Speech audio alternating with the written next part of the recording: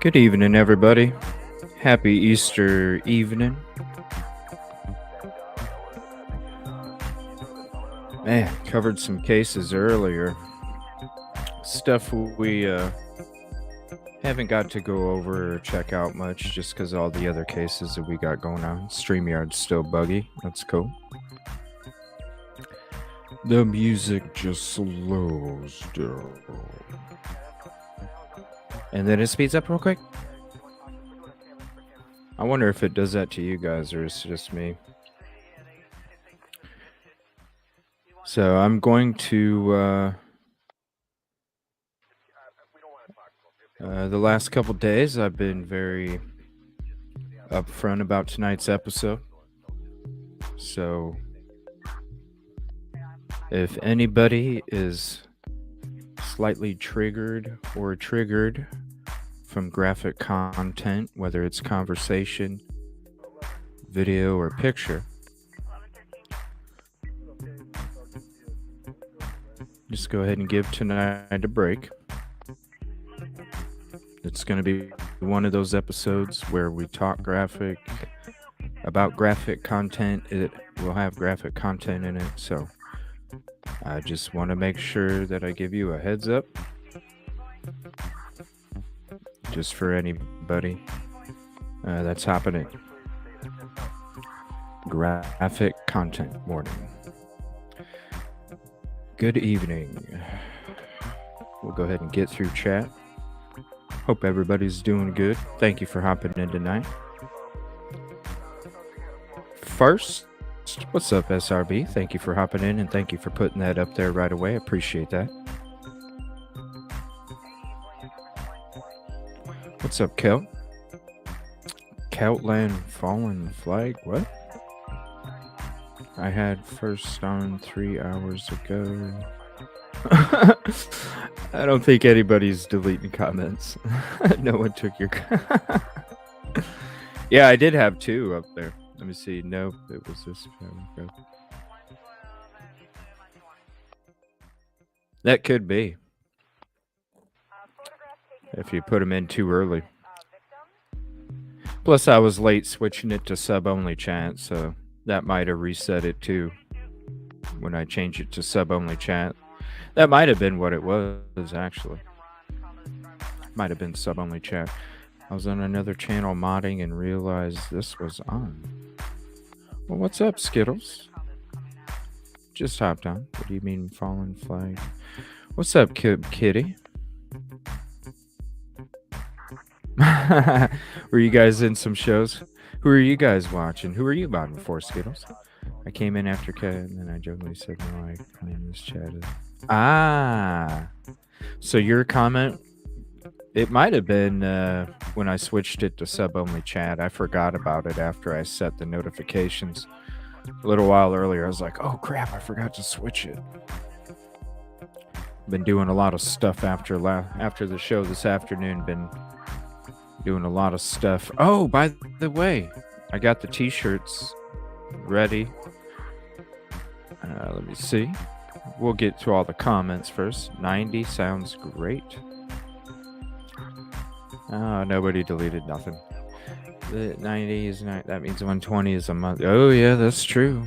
That is true. Who's getting 90s? I didn't see that. That is true. What's up, Pam? My YouTube is acting crazy. Silky, good evening.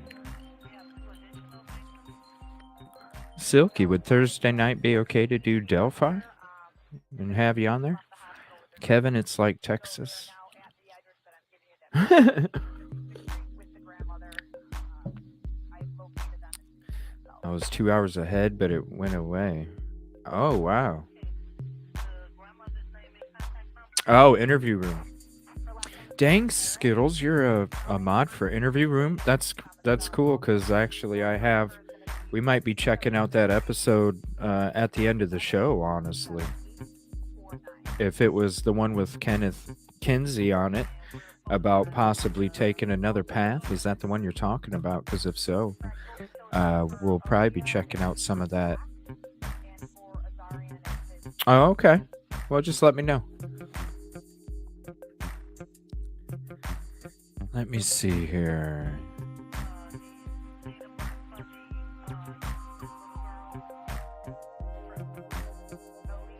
All right, let me share.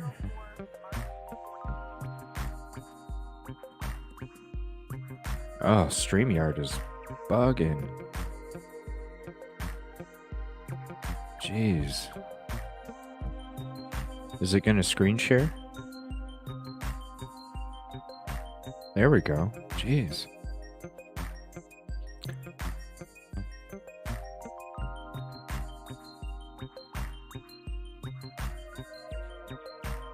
Am I wrong, Skittles? What happened, Kid Kitty?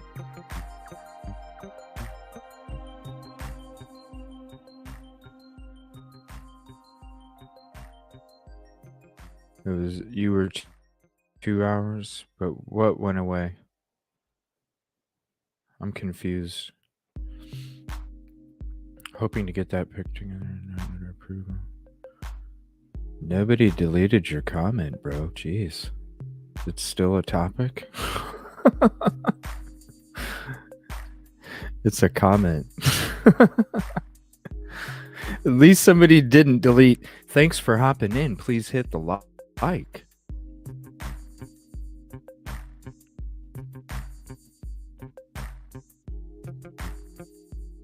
Too hard to type everything?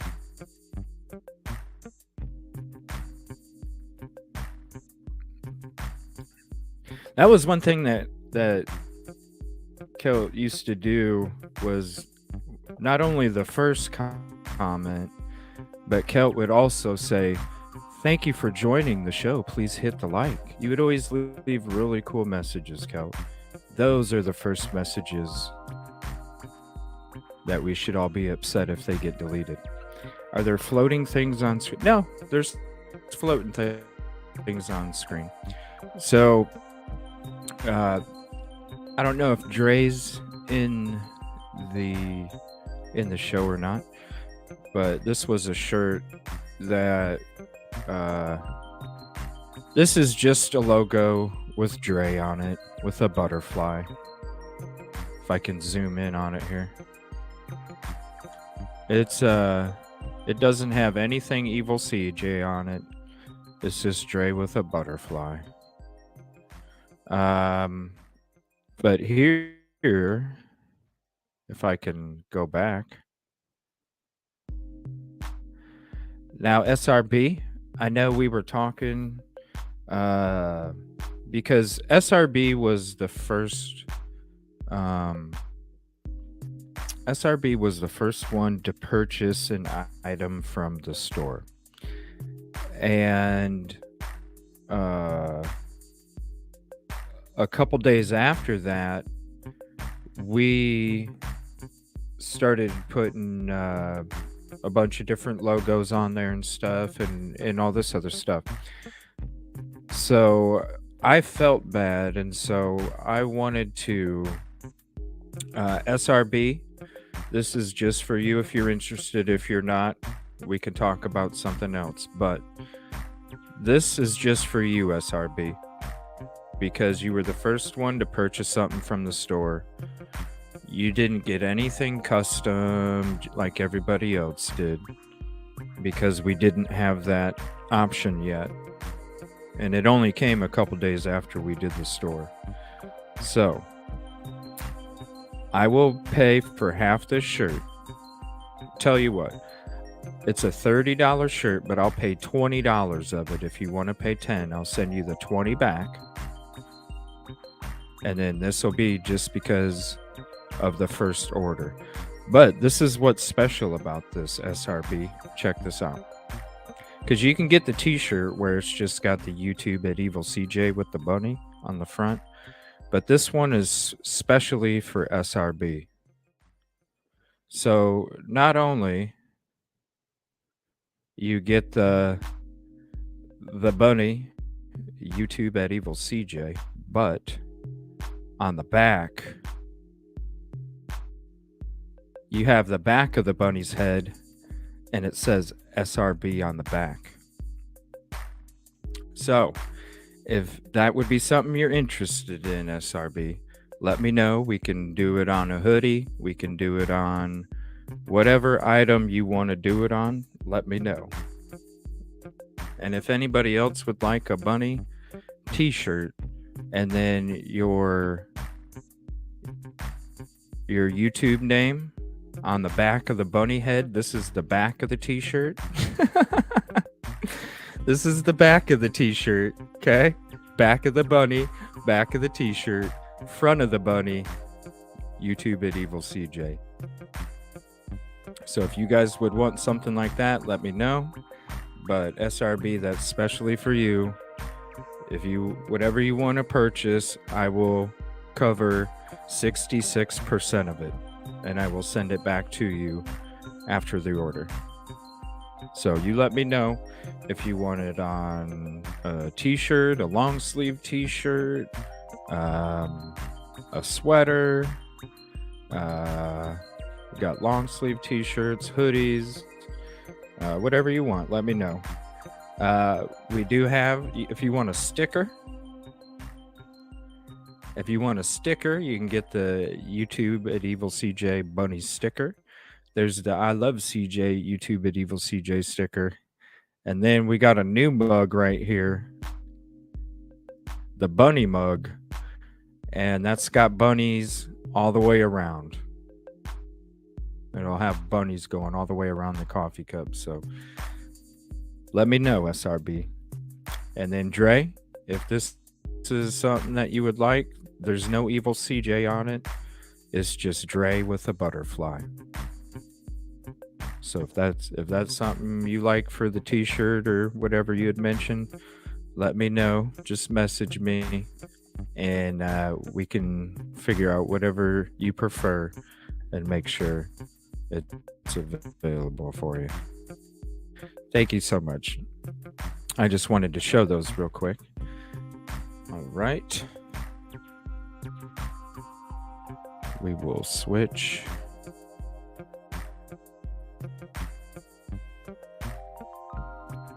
We'll switch back. Yeah, so just let me know. I'll be getting a t-shirt. Okay. Now there's two different t-shirts. There's a unisex and there's a woman's. So just let me know which one that you want to purchase on the, just go ahead and look at the store, whatever the logos are on the shirt or item. And then just let me know the specific type of shirt. And we'll go ahead and make sure that's, right now it's a unisex.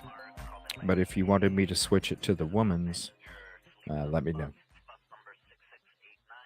And let me get to chat real quick.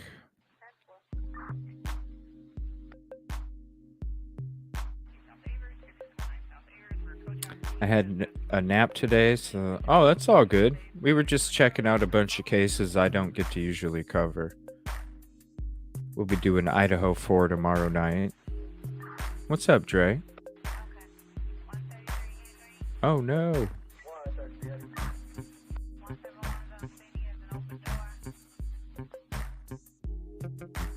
It is when it's brought back up. For a moment. Yeah, I thought the bunny shirt, that's cool. I was like, I gotta have gotta have the YouTube name on the back with the back of the bunny head. Wouldn't that be sweet? Cool. Yeah, just let me know. I wear sweatshirt in summer down in here. Oh boy, it gets like 100 and something down there, don't it? Crazy hot. All right, so we're gonna go back to some of the court TV, a couple of the episodes where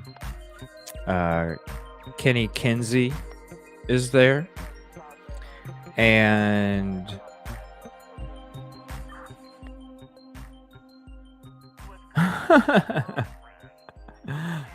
oh no. Now open up panel here in a second. The humidity is horrid. I was like, yeah, we gotta have the back of the bunny head and the back of the shirt with the YouTube name on it.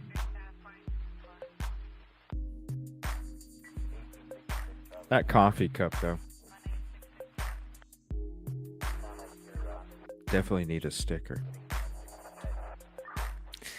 But we're going to be going into some episodes from Court TV where they had Kenny Kinsey on there and they had Michelle Dupree. So we'll be covering some of that stuff because it is talking about the autopsy. It is talking about investigating the scene, the evidence. We'll be getting into the very graphic material after a bit. But we are going to go through that.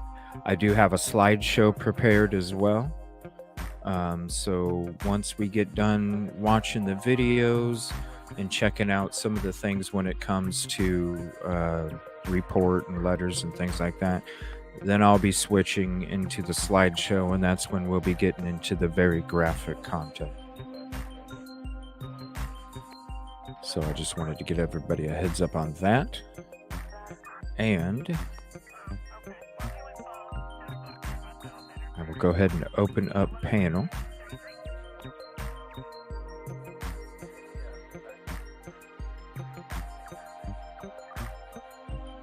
StreamYard is bugging. I really don't understand why it keeps being like this.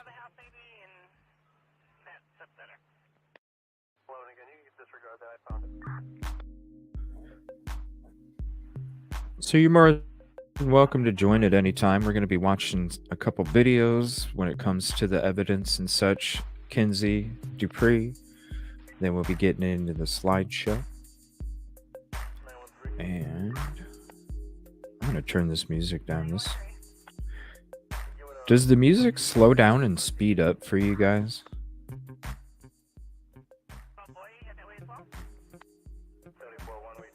Because it does like crazy for me.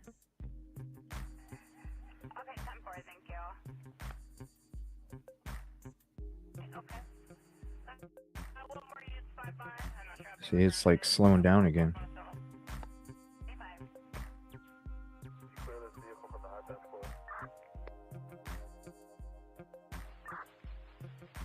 Oh my gosh, StreamYard, come on.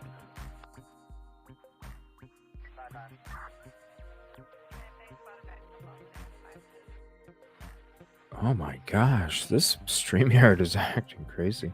No, the music's okay. At least it's, I don't know, it's just really weird. This whole time I've been doing my show, the music's always been nice and smooth.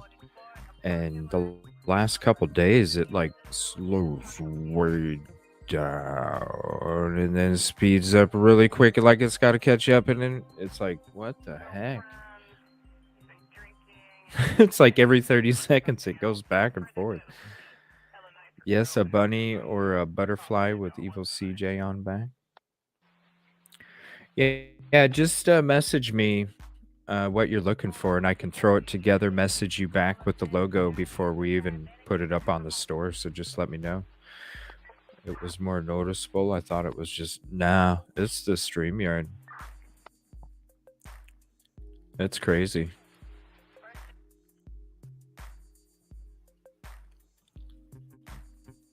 I'm not even doing nothing. I barely have any tabs open either.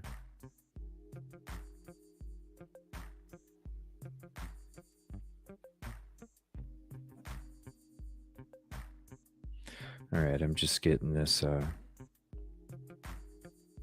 folder ready here. So, the interview room, could Stephen Smith have taken another route? We're going to be checking that out after a bit.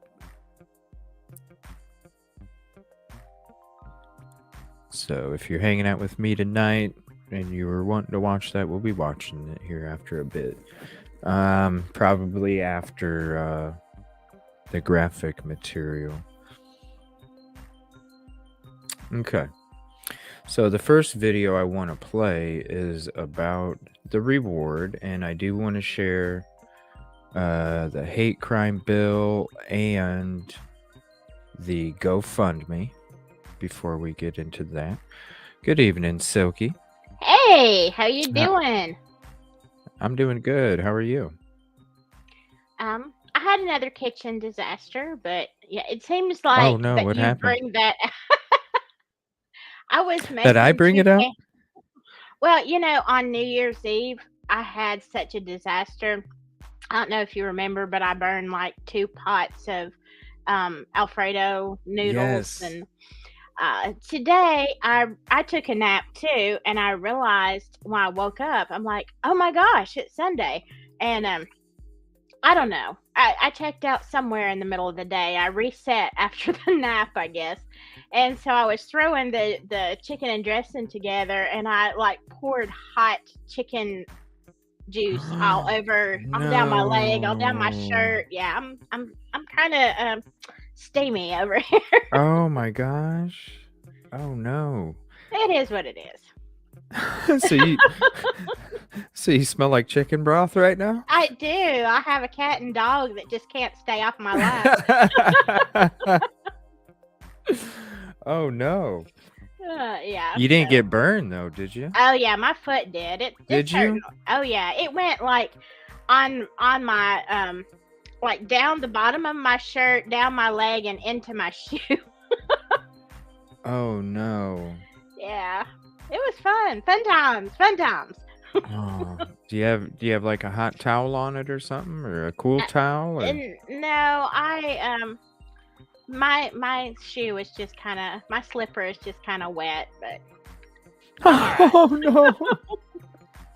Yeah, it's Oh. got bunny fur around it too, so it got kind of messed up. Well, you can throw those in the wash real quick. I hope your skin's okay from the burn. Oh, it'll be okay eventually. Oh no. You got to be It's all right. careful. I know. I'm kind of clumsy in the kitchen. Yeah? Oh yeah. I mean, I can cook. I cook all the time, but me and stoves and yeah, not so much. Not so much. Uh, I love it.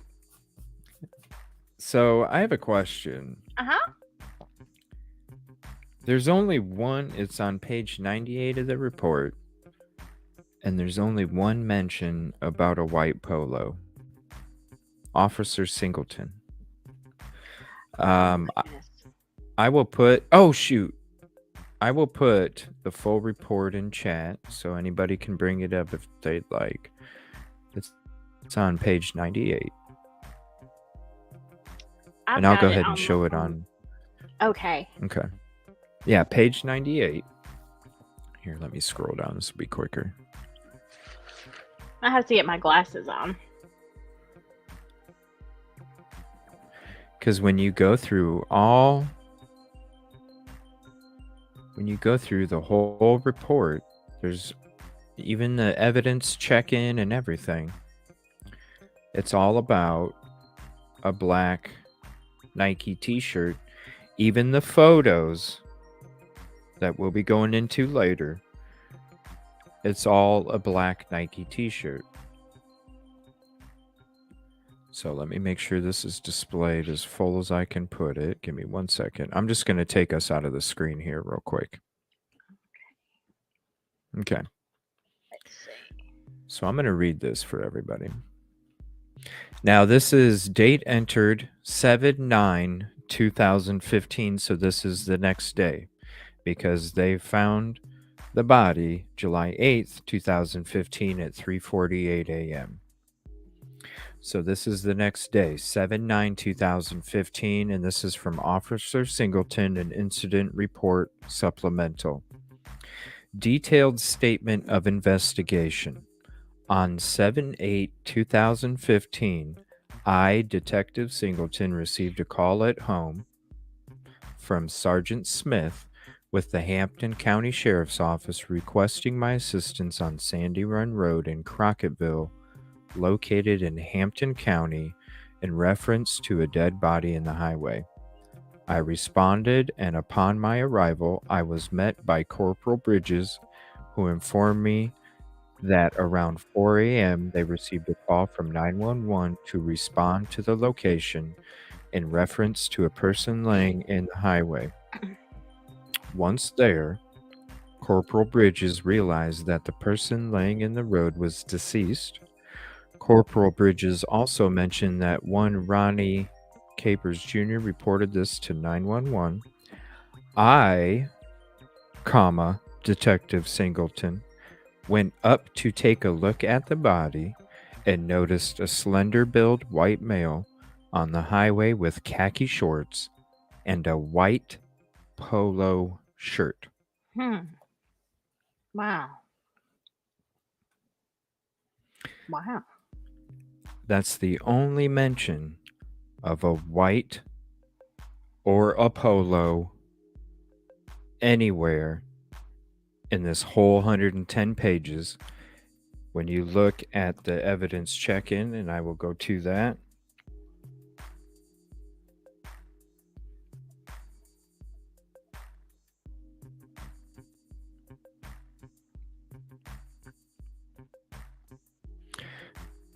One Blackie Nike short sleeve shirt. Wow. One pair of khaki cargo shorts. Then they took a sample. One pair of blue Airspeed footwear shoes. Nothing about a white polo. You go down here. I think it's page 88. No, 83.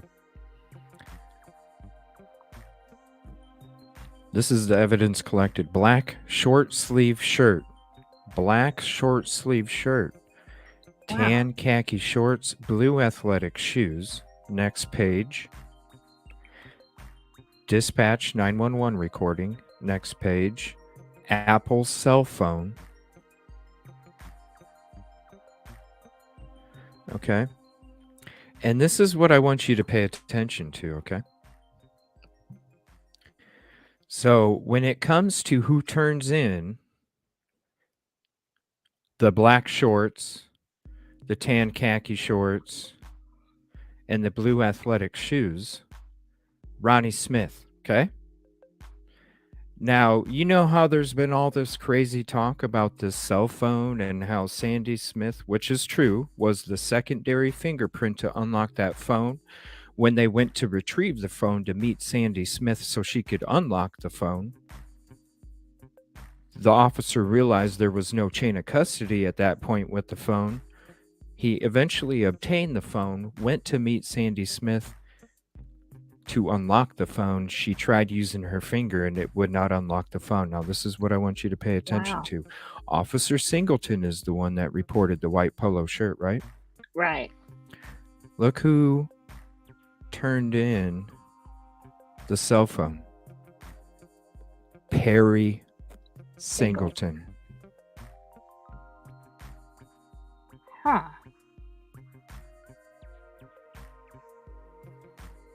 Wow.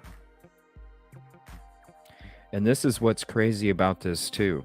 Now, I don't know, this could be something, it could be nothing, but I was really looking into this from and to when it comes to the transfer, okay, of all this evidence. So when you're looking at the transfer of evidence, okay, and this may not be a big deal, but it sticks out to me. The first part, you're looking at the shorts, the shoes, and the shirt. Mm-hmm. If you look at the from and to, it's always the to is always the next from. Ronnie Smith to DB. DB is at the next from. This person at the next from. This person or locker at the next from. This person at the next from. This person at the next from. This person at the next from. You go to the 911 recording. The to is the next from. The to is the next from. The to is the next from. The to is the next from. You go to the phone. See this big gap, 710 to 84? Oh, yeah. Okay? Yeah. Look at the to and look at the from. It's the only one out of these 110 pages of any of these transfers where the to does not match the from. There is no MBERUBE. It's sled fusion. It's the only one that says location is the next from, not the last two. It could be something, it could be nothing. But it stayed for almost a month. Right. They lost the chain of custody, remember? Yeah. So what happened to that phone during that time? That's why, and this is just an assumption, I'm assuming the reason that it's sled fusion is because they lost the chain of custody, which there wasn't one. They finally retrieved it and handed it back to sled fusion. Didn't have the previous two because they didn't have the previous chain of custody. Or they didn't want to put it on there. I I know you're supposed to, but, you know. I don't know. And it was given to that person, Barubi, I don't know. Mhm. Anyway, for analysis. So, I can see where it would take a while, maybe, to do analysis, but yeah, that is very odd. Well, it was right after it was taken for analysis, it was supposedly returned. That's why the officer wanted to meet the mother to use her secondary print to unlock the phone. When he went to go get it, they had no chain of custody. He didn't know where it was at. Mm-hmm. They didn't even know who had it. That's very sus. And then when they get it back, she's the secondary fingerprint. And it doesn't work. And then it takes them 2 more years to send it to get it unlocked, when they kept telling Sandy Smith they're getting ready to send it off to get unlocked. It took them 2 years. Yeah, I would say somebody intervened in that for sure.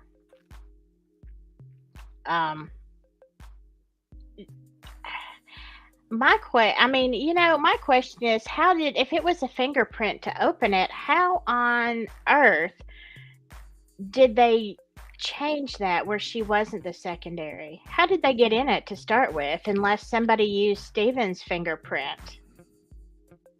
Well, his body went from the crime scene to the funeral home. But if somebody, like if you could open it one time in there, you could change the secondary. Right. Exactly.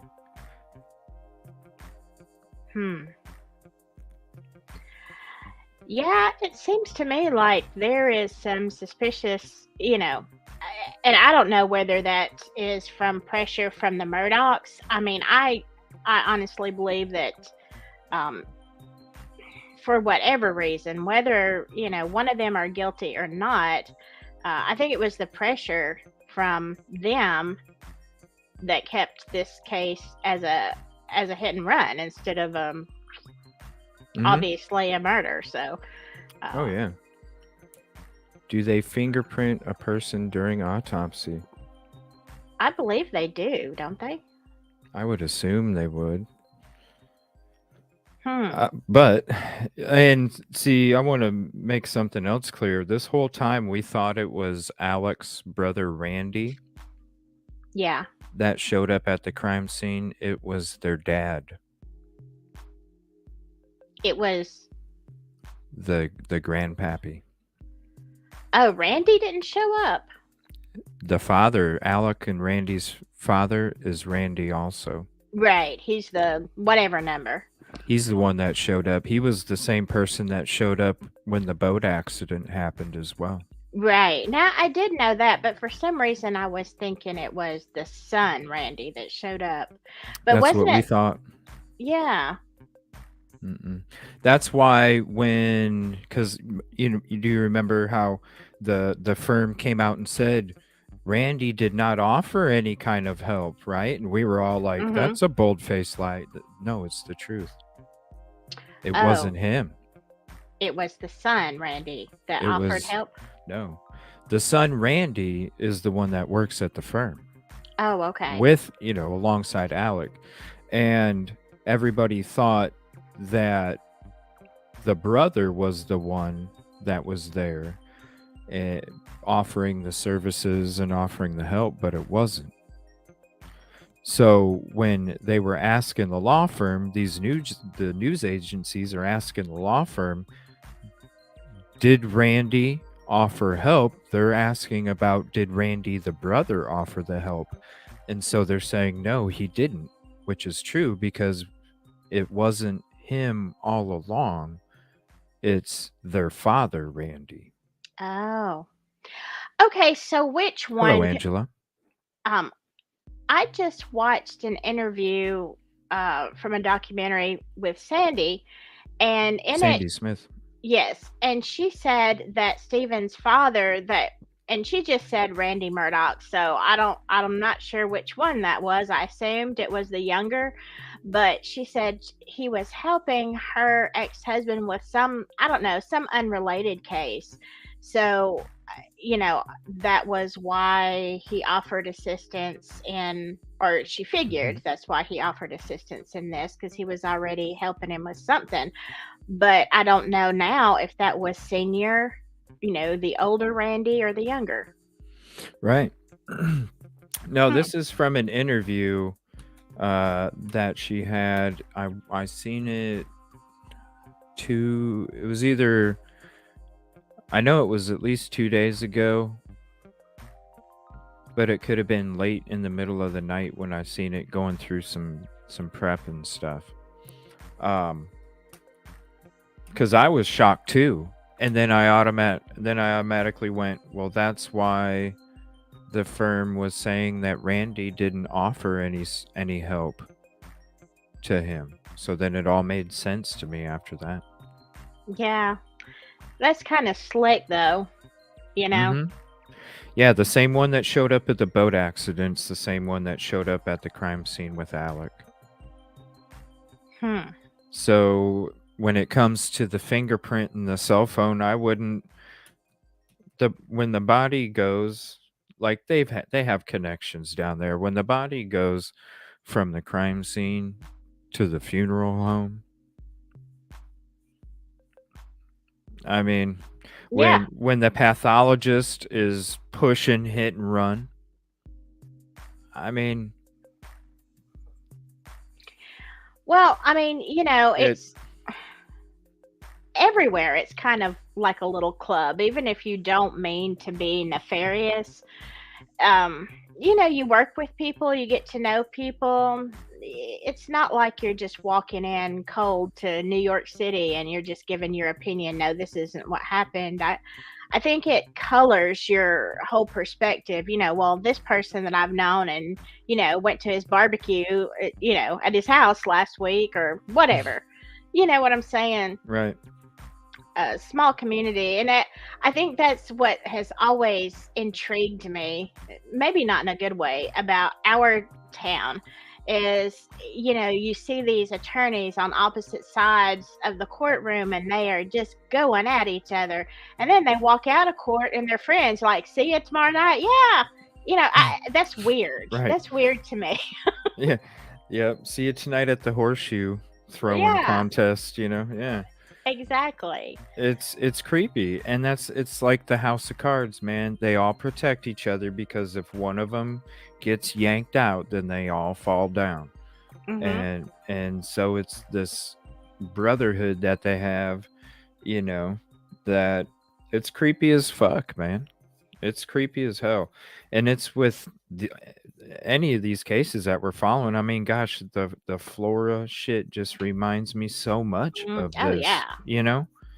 It really does. And Well, it's another small ass community. yeah, and the smaller the town, the more, unless you live there, you don't know who is related to whose son or daughter is dating somebody else. And I mean, there's so many connections. It's like It's you just can be just like in Florida, you had the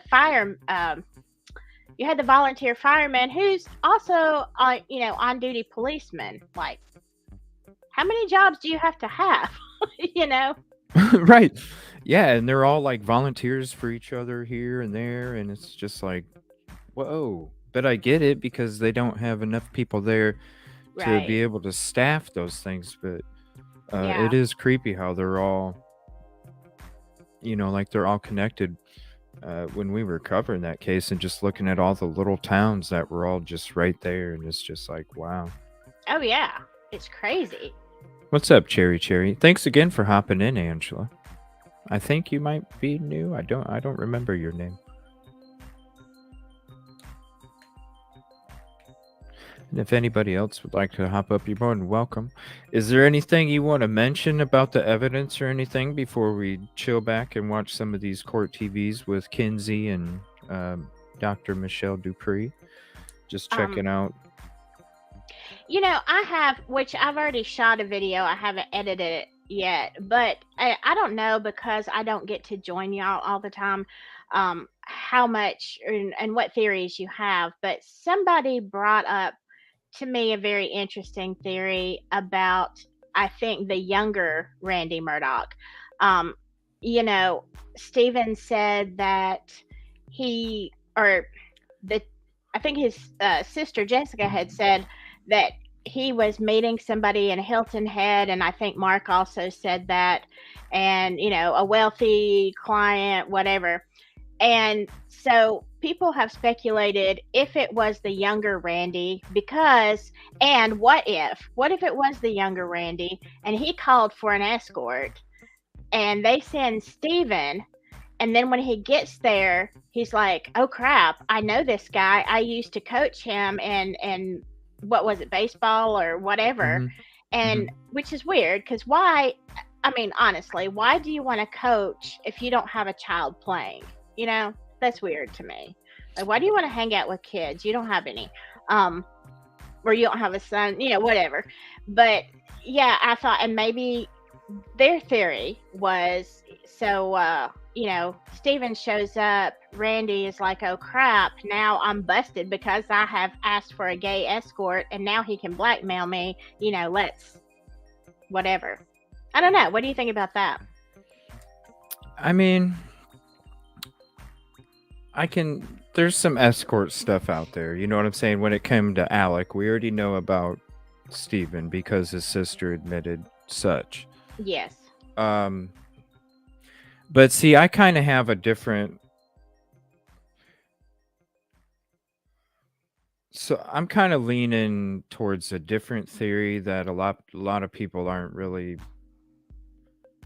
Uh, and I don't know. It's very odd that the Murdaws are all like calling and all this other stuff, right?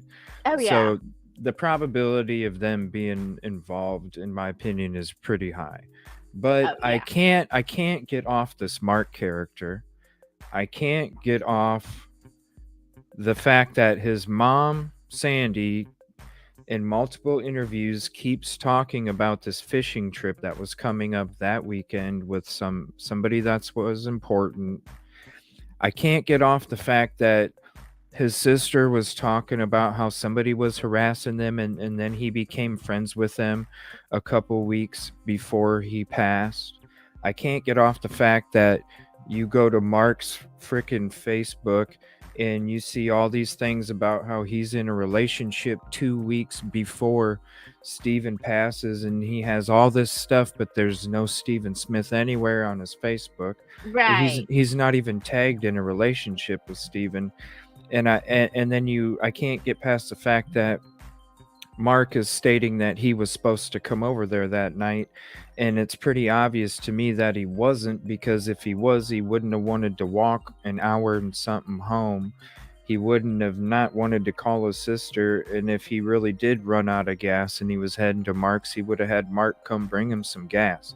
So I Yes. think I have a feeling, and where the car was left, I just have this really weird feeling that Mark, as jealous as he is, because if you look at a lot of those Facebook posts, the venom, the anger, the words, the Mhm. threats, the bullying, everything that takes place in those messages, I have a feeling like the dude snapped because he found out about this fishing trip. He was already jealous because of the escort shit. Mhm. And it was probably like a thing where it's like, I'm not, I know I'm not going to do some shit at my own home. Hey, Steven, can I meet you at this little spot on the side of the country road that's the only pavement patch off to the side of the road that goes forever? And it would be a perfect meetup spot. And then I can just chase your ass through the woods and do what I came there to do, kind of thing. I know the chance of it being that is like so small, but I just can't get past Well, that. it's very possible. I mean, I've found some other stuff and some other theories. It seems to me that Stephen had a lot going on, and Mm-hmm. you know, whether the Murdochs were protecting, I don't necessarily at this point, think that, he had a relationship with Buster or anything like that. I mean, it's possible. I don't know. With any of them, it's possible. But there was so much. And the one thing, when I see all this stuff with Mark, I know there's no accounting for taste sometime, but I'm like, why? Why, Stephen? If you were actually in a relationship, like, Stephen was a very, very handsome, guy. Like, Mark is not. And he's kind of creepy. Like, I just, I don't know. I question how much Stephen was in a relationship with him. Maybe not Yeah, as much as Mark thought. I think I think that was the person that was harassing him, and I think that's the person where Steven probably felt like he couldn't get away.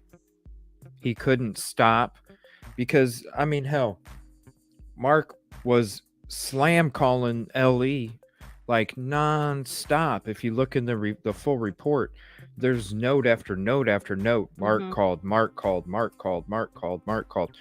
And with just the I just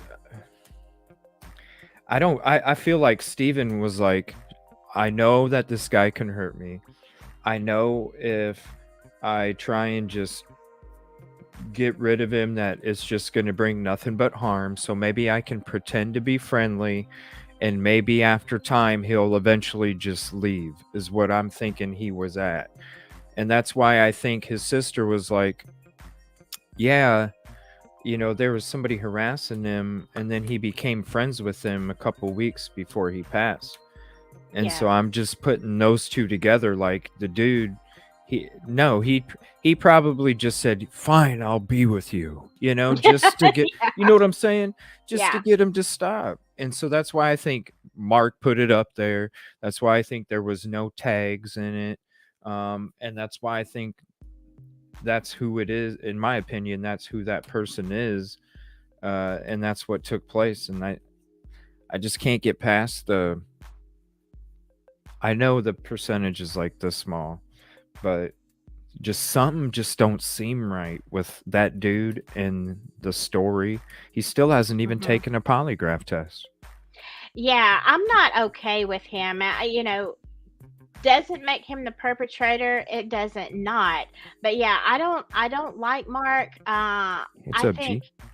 here's the thing, and I believe that they're going to say this is well, they've already said it's a homicide, but it seems to me if you're going to hit somebody that hard in the head, that is a crime of passion, not of um I don't know, not of A prank. hazing. Yeah. Right, Yeah. It's right. not like Buster and his friends, like just, and somebody says something, they get mad. Maybe they might beat him up. Maybe they might, do something stupid, pants him, or leave him naked outside. You know what I'm saying? Mm-hmm. If you're drunk or whatever, and you do something to me, um, that is, to me, it was purposeful. You know? Oh yeah. Yeah, with passion. Yeah, And when we get into the evidence and everything, the very graphic stuff, this is where I would like us to try and talk about what we think happened after we start investigating the crime scene. Um, because before the crime scene photos came out, I assumed a lot of things, and when it came out, I was even thrown back. I never thought it was a hit and run, and I thought things went a certain way. But when the crime scene photos came out, it really made me start to question how could, what makes sense? yeah. How does it even make sense?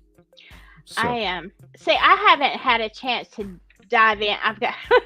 I'm in so many places with my research, so I'm really excited about looking at stuff because I haven't had as much time to research as I want to. oh yeah. Well, if there's any, I know my shows are long, they're like 3 or 4 hours, but I did try and like separate them when it came to the different subjects and stuff. So I know that uh, pretty much all the episodes that we do, there's not really much fluff in it. It's a lot of substance. So if there's anything that anybody does want to check out about a certain topic, that's in the description. Definitely give it a check out. I apologize, they're so long, but there's so much to this case. Let me see. Yeah, are you working, Kevin? And we did have a theories and thoughts episode. Yeah, I appreciate you, Angela. And thank you. You're bringing up some good points in chat, too. All right, so we're going to go to this Court TV episode. There's a few of them, and it has Kenny Kinsey, Dr. Michelle Dupree. So they're going to talk about the crime scene, kind of what they're doing when it comes to the autopsy, different things like that. Then we're going to get into the actual crime scene itself, and then we're going to discuss that as well. So I may not play all of them. Let me see, 7:30. How long do you get to hang out with us tonight, Silky? I don't have a bedtime tonight. Okay. Yeah, I just want to make everybody's sure. home and accounted for. I'm good. And if anybody wants to hop up, you're more than welcome. We're going to start with this Court TV and then play a couple videos, and then we'll get into the crime scene. And thank you, everybody, for hanging out.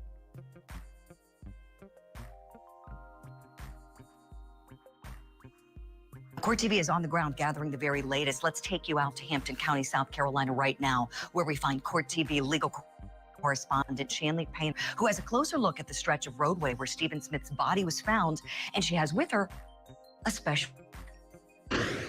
Hey, Hey, good morning, Julie. I returned to the scene where Steve was found in 2015, and I spent about an hour with crime scene expert Dr. Kenny Kinsey. What's up, You may Kim Kitty? remember him as the star witness of the Hey. Murdoch double murder trial. Hey. Shoots Paul in the back of the head like this, and where does the blood spatter go? Good evening. Hi, Silky. Hey. I'm always late for your shows, but I do type in there. I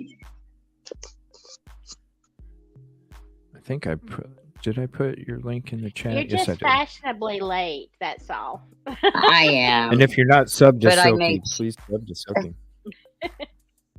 I make sure I get on there and at least like and leave a comment. So It won't be an all-nighter. No, it's not going to be an all-nighter. I got work tomorrow. I appreciate you guys hanging out. Yeah, we'll be getting into the theories and stuff when we get into the crime scene. We have to get into the crime scene first. Let me see here. Let me get back to this court TV. This is Kenneth Kinsey here. Was in the door frame at the door. Dr. Kinsey, things that you said stuck out to you in the investigation report. The is here at the scene. Talk to me about that. Well, typically, Ms. Chandler, you're going to have car parts, plastic, glass. You know, those lenses, they don't hold up to a lot of impact. And the ones that I have worked that were intentional, and also the ones I've assisted with patrol with, I believe there's always been debris. Dr. Kinsey, you've marked That's right. the spot where we believe Stephen Smith's body was found. Now, on him, in his front pocket, Dr. Kinsey, his phone, undamaged, and car keys. His shoes down here still on his feet, loosely tied. The damage, according to the reports, to the head area only is what they observed here at the scene. It doesn't take a lot of force to break a cell phone. I do it all the time. And I can't imagine that Mr. Smith was struck. And with the friction of the highway, it's unforgiving. Exactly, It's Angela. hard to explain how that phone wouldn't be damaged. The shoes, like I said, I've never been a trooper. I've assisted on a number of them. And everything that was said earlier about the shoes, I believe the shoes are, at least one of them, usually ejected. Right. The lack of damage to the clothing, and that's what I have done. And I look at the clothing, and I don't see a lot of defects in the clothing that is caused from contact with the pavement. And the positioning on the middle line, I mean, at bare minimum, I don't think a person could mistakenly hit someone and not know they hit someone. Right? Now, SLED is investigating this as a homicide. And so, let's say they return here to the scene. What are some things they're going to be looking for here? Show me what they'd be looking for. They're gonna probably come back just like we talked this morning, if they haven't already. I don't want to speak for SLED because I know all those men and women. And they're going to come back, they're going to do their own measurements, and they're going to find their own characteristics in the horizon and their own features. And they're going to map this thing, every inch of it. That's 30 foot. 30 foot. We're close. Look at here, that's 30 foot. And it's 32 foot off that pole. So where's this area right here? His feet would have been in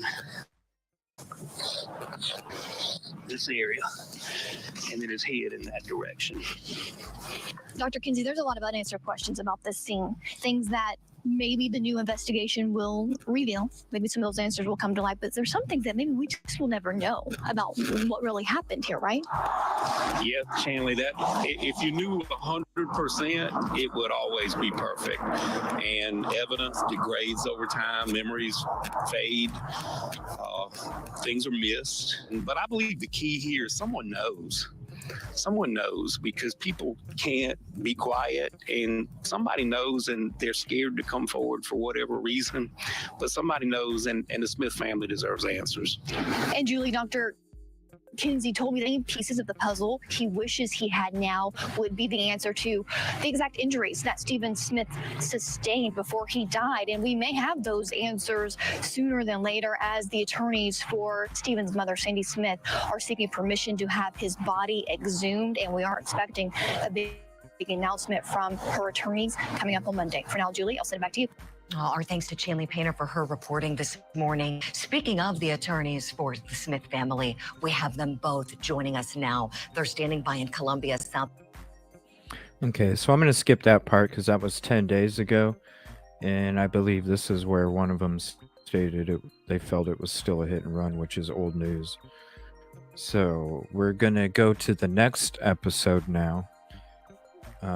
This is after they performed the second autopsy, and this is Dr. Michelle Dupree and Mr. Kenny Kinsey again on this episode. From Columbia, South Carolina. Former medical examiner, retired forensic pathologist, Dr. Michelle Dupree is with us. And also joining me from Cope, South Carolina, crime scene expert, key forensic witness in the Alec Murdaugh trial, and owner of Kenny Kinsey and Associates, LLC, Dr. Kenny Kinsey. And Dr. Kinsey, I understand you're on vacation joining us. Is that true? That could be too, Pam. Off and on, Vinny. Just Okay. Chance. Okay. All right. Dr. Michelle Dupree, I want to begin with you. And first, walk us through the process of Stephen's body being exhumed and what was done and how this process unfolded. Okay, sure. Well, first, permits were gotten, and then the team was organized, and basically we exhumed the body from the burial site, which was in a vault, a concrete vault. We then removed that vault with a coffin in it to a secure location and took the casket out of the vault. We did not open the casket until we got to the location in Tampa where the autopsy was done. All of this was done under the police escort of SLED. They accompanied us all the way to Florida and back, and were in fact even in the autopsy suite with us, taking photographs and documenting everything. Once we got there, we were able to actually do a complete and thorough autopsy, or second autopsy, on Stephen, because really everybody sort of that has been involved in this has done a very professional job, and we were able to do again a complete and thorough second autopsy. Once that was completed, we then moved Stephen's body back in a casket back to South Carolina and reburied him on Sunday.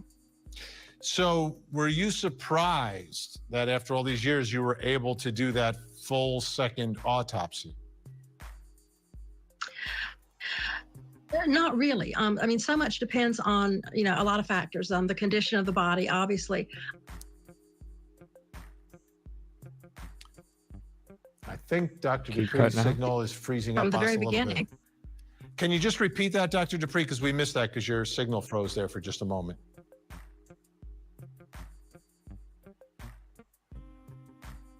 And I think it's still freezing. Maybe we can get her on the phone. Maybe we can get her on the phone really quickly. That would be helpful. You're right, Something's Angela. happening with the Skype signal. Dr. Kenny Kinsey also with us. So, Kenny, looking at this first step, this autopsy, the results there, what sort of questions does it raise? How will that information be used to try to piece together how he ended up on that road?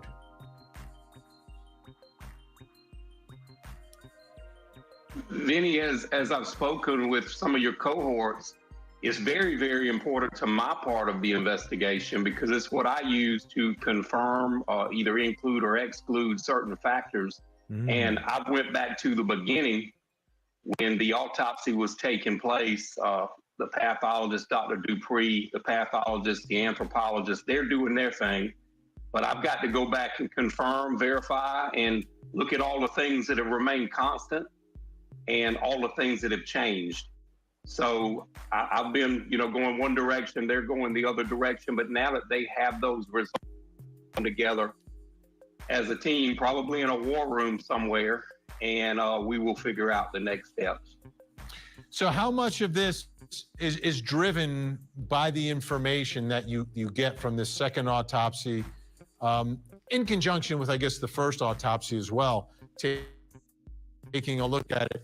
How much that tells you a story about what happened to Stephen?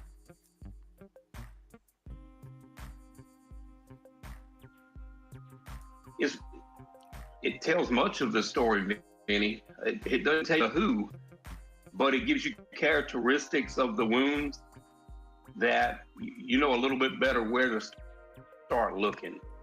So it's very, very important, that information. And as I understand from Dr. Dupree, they were able to collect the evidence. They were able to do the examinations that they needed to do. That's awesome. To do a complete second autopsy. That's awesome. And that's very, very in this situation. Very what? And I believe we have Dr. Dupree. Needed to do a complete second autopsy. And that's very, very in this situation. And I believe we have Dr. Dupree back on the phone. So glad we're able to reconnect here. So Dr. Dupree, let's go through it from, not from all the way from the top, but from the fact of being able to do this second autopsy and get information on a scale of 0 to 10, 10 being like very, very illuminating, 0 being doesn't tell you anything. How much did this second autopsy tell you about what happened to Stephen Smith? Actually, Vinny, I think it was close to a 10. Really? 10 out of 10. Wow. Yeah. And I do understand, and because we spoke with Ronnie Richter, that SLED is involved in all this, and you're not revealing results, et cetera. Because people listening now will be like, Vinny, why don't you just ask her exactly what happened? Because I know that they're working with SLED, and SLED doesn't want that information made public right now. So I do understand that. So we're going to talk more about the process and working this whole thing through. So were there any tests or things that you wanted to do that you weren't able to do? No, actually, Vinny, we were able to do everything we needed to do. And again, it was almost as if we were doing the first autopsy. Nice. The only thing that we did not do was toxicology. And we have the results from the first autopsy on that, so they weren't needed. But we did everything else that you would expect in a regular autopsy. We were able to do. So Wow. what the work that you all did, and obviously SLED was there, the Thank law God. enforcement division down in South Carolina. So how is this relationship going to continue from your perspective? Well, I think it's working very well. Again, they have been wonderful in their support, and we are doing everything we can to support them. They are the lead on this. They are the investigative arm, and we're here to help and support them any way we can, and it's working very, very well. Dr. Kenny Kinsey, let me ask you, from your perspective and your role working with this team that's been put together, this private team, right? But you're very familiar with the folks from SLED, obviously. So how is that relationship going to work from your perspective?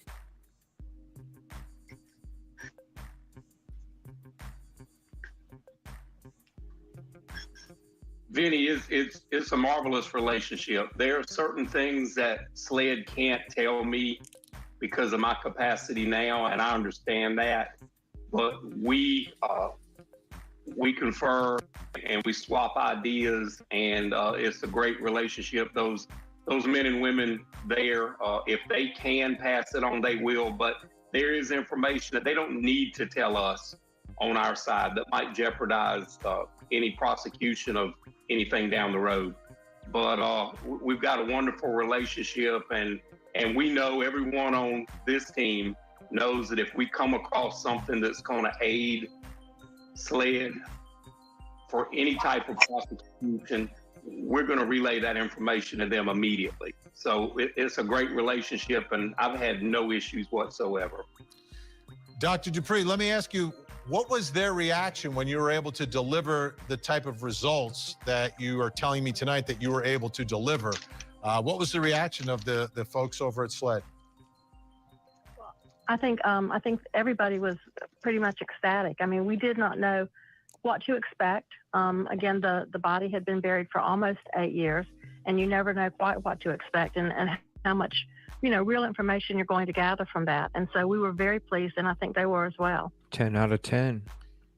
So is there any more work that you're going to do from your end at this point, Dr. Dupree? Well, I am, again, working with the whole team and sort of, as Eric says, quarterbacking the forensics part of this, including the autopsy, working with Kenny and others. So, yeah, we'll be involved until this is resolved.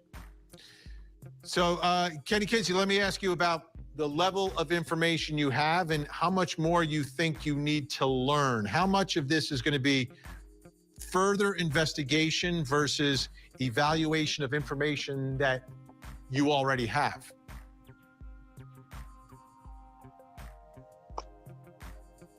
Well, getting us off the ground is going to be that information we already have, Vinny. This isn't a blood spatter case. This isn't going to be solved on a footwear or a tire track. This is bringing up enough information, as mentioned, to put the heat on someone out there. But to put the heat on them first, we got to have facts. We got to verify. We trust, like Ronald Reagan said, trust but verify. We've got to verify it. We're well on our way to doing that with the wonderful doctors and the rest of the team. And we're getting through that process now. And hopefully it'll put enough pressure on someone to come forward. Somebody's got something eating them.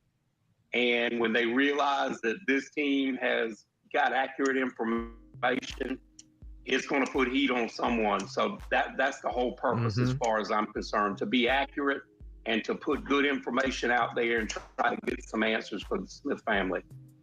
So, Dr. Dupree, let me ask you again. I know you can't reveal specifics, but in terms of figuring out what happened to Stephen Smith, were you able to determine whether he was killed on that roadway?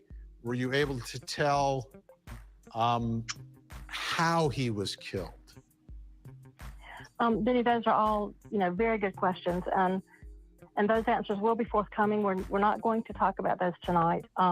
We were able to, again, get the information that we needed. And really, this is sort of now in the hands of the investigators. That's where a lot of this key information is going to lie. And so that's pretty much all they're going to say until Kenny Kinsey goes back to the crime scene and talks more with, I can't think of her name. She's that popular court TV news anchor. So they both feel it was a 10 out of 10. They're excited for what they acquired in the autopsy, and it was very quick too. And that it's a relief, to hear that it's 10 out of 10. I'm like, yay!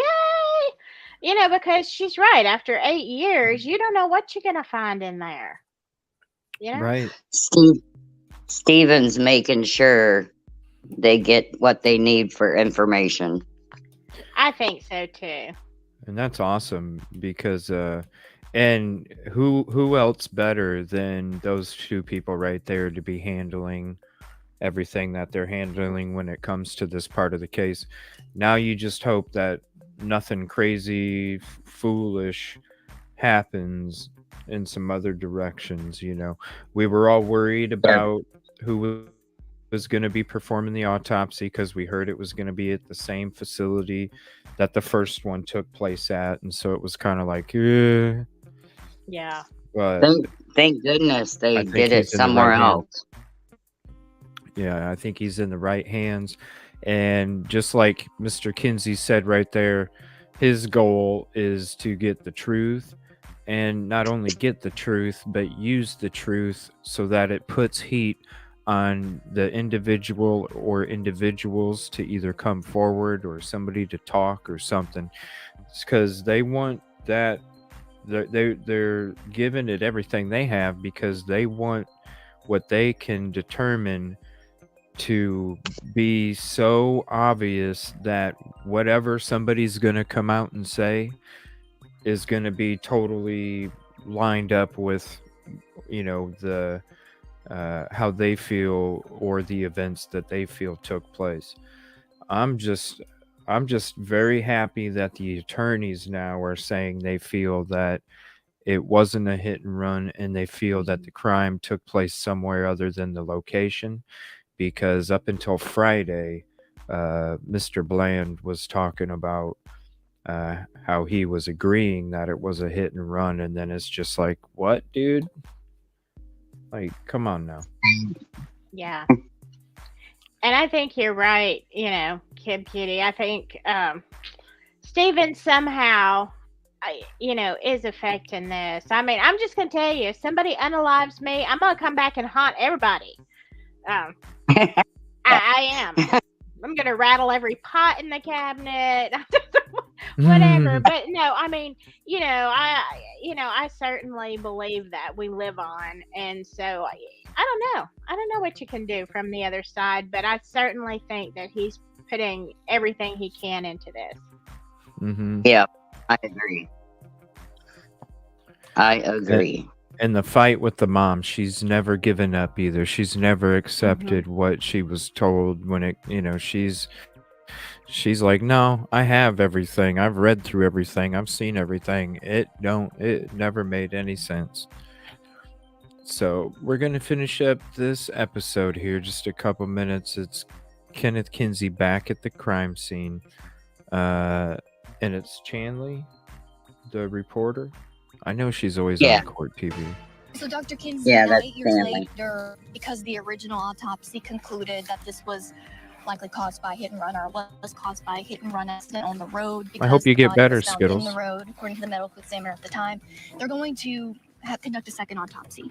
What factors are they going to be specifically targeting or looking into that will tell them something more? They're going to look at factors other than what was obvious.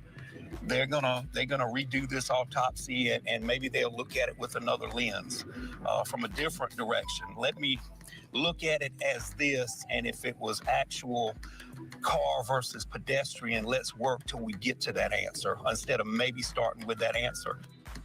Welcome back to Closing Arguments, approach. our coverage of the investigation into the death of Stephen Smith. It happened back in 2015. His body's found in the middle of this country road, lightly traveled country road, by the way, and was killed at some point in the darkness. And originally considered a hit and run, although if it was a hit and run, the person who struck him committed a crime, has never been caught, never been arrested. If it was something else, that person clearly has not been caught either. So Eric Bland, Ronnie Richter, the attorneys on the show all the time, put together a team that include two of our guests tonight who've been on the show before as well, Dr. Michelle Dupree, Dr. Kenny Kinsey. I want to put up on the screen something from the notes from the original investigation. And I found this really interesting. This is from the one of the troopers' notes. I arrived at the scene at approximately 6:25 hours and observed a white male laying in the roadway on the center line with head trauma to the right side above his brow. I spoke with Hampton County Coroner Ernie Washington, who immediately advised me it was a homicide. He pointed out the wound to be a gunshot wound and showed me the entry point. Assistant Coroner Kelly Green then began to show me photographs they took, again pointing to the entry point to the head and also a defensive wound to the hand. Dr. Michelle Dupree is with us. She's joining us by phone. Dr. Dupree, how difficult at a scene like this is it? How difficult is it to tell the difference between a gunshot wound and something else? Because in this case, it seems it was something else. Well, Vinny, it can actually be rather difficult. I've had EMS and even emergency room doctors mistake a wound for a gunshot wound when it was not. Remember, this is in the middle of the night. There are no street lights. This is very dark. It is a rather bloody scene. So it's not unusual to make a mistake like that. The autopsy, and that's why we do autopsies, to find out, what was the cause of death. And it was determined that there was no gunshot. Dr. Kenny Kinsey, what are your thoughts about the significance of a couple of these things? The head trauma to the right side above his brow and defensive wounds to the hand. What story does that tell you, Dr. Kinsey?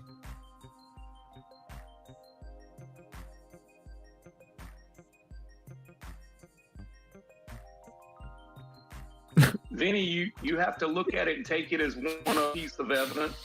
If It's you suspense. think about what Dr. Dupree just said about, a lot of emergency room physicians mistake some of those head wounds for gunshot wounds. Well, there are also other things that cause injuries to extremities, and I wouldn't discount it, include it, or exclude it until we've got a full medical workup, and the pathologist tells me that.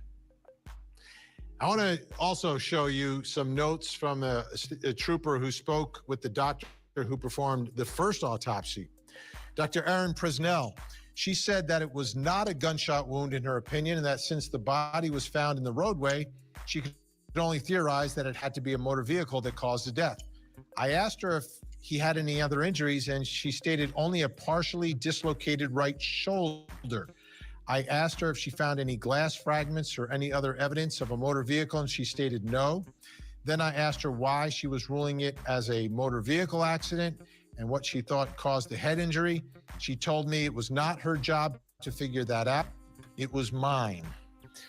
Dr. Dupree, let me start here. Did you all find more than the original defiant from the get-go. doctor found Absolutely. in the autopsy without getting specific about what was or wasn't found? And then she she said she was going to talk to Ernie Washington, the coroner, and said that she would change the ruling and report to be determined by whatever they would like it to be if they didn't feel that it was a hit and run. So right there, your credibility. Mm-hmm. It's crazy.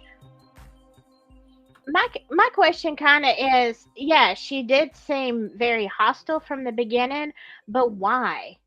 Why? I mean, unless she's just psychotic or, she's drinking heavily and doesn't care. Like, I don't know. But why would you automatically, kind of be hostile from the beginning? It makes me wonder who did she know? Who, Well, I'm gonna throw a link in chat. Okay. And if you want to go down a rabbit hole, here's a rabbit hole. And if anybody would like to and come back with this information, I'd love to have you on. This is a link that you can go start down a hole about other cases that Presnell worked on that are just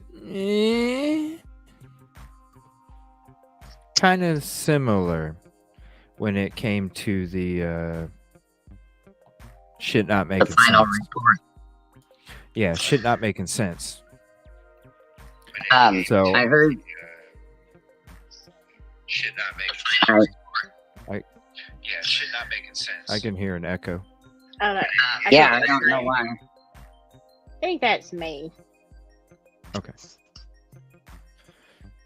Yeah, that's a link that you can start off on. I came across that when I was doing some research a couple weeks ago, and I was like, I don't have time to go down that, but I really wanted to. But if anybody would like to, please do. And there's a lot of interesting elections that were going on 2014, 15, and 16 as well. Yeah. I love rabbit holes.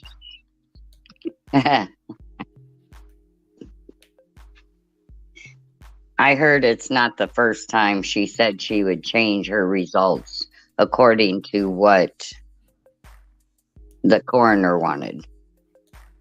Oh, really? I haven't heard that. Yeah, I heard that today somewhere. Wow. Well, Not maybe the you'll first find time. them. find them in that link there. It'll start you off, and then I'm sure it'll just. But yeah, I don't know if I want to go down that rabbit hole. that's a door for you to open. Oh no, I'm sure. I love it's- those rabbit holes. I'll jump right in. It's so hard. Like I was trying to find when I was doing my research, when I was coming up with all this, I was trying to find information on Presnell and Ernie Washington, and it was so hard to try and find just the little bit that I got. So good luck, and if you do get information or whatever, let me know when you're making the video, and I'd love to have you on about it, because it's not the first time that this shit has happened. It's just the publicity has kind of brought it out. So good evening, Bruin. Hi, Bruin. So I'm gonna go this one. Yeah, go ahead. I did get the names of the forensic anthropologist and the pathologist. I don't know if you want them. The That one did that's the doing it autopsy. now. The one that's doing it now. The ones that just did the autopsy. Oh, sure, might as well. I trust them, but I might as well jot their names down. Okay, Heather Walsh Heine, Heine, the forensic anthropologist.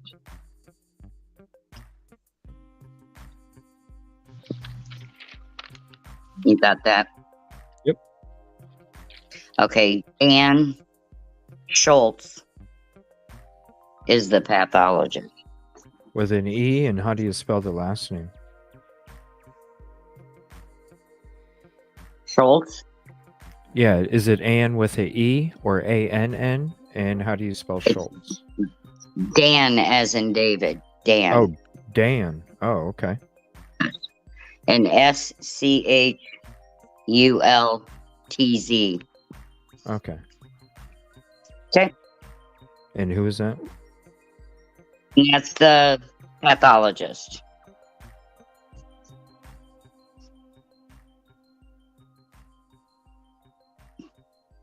Okay. Yeah, I trust him, especially if Dupree and Kinsey are saying 10 out of 10. I would love to look in the last 60 years. Yeah, and there's a lot of interesting elections going around that few year period too. The year before, the year during, and the year after. And Washington and Presnell are brought up. So I'm sure you'll run into that too, Silky, when you start doing that. Because Yeah. I did start to go down it a little bit at first, and then I realized how much further down it was, and I was like, yeah, I ain't got that time.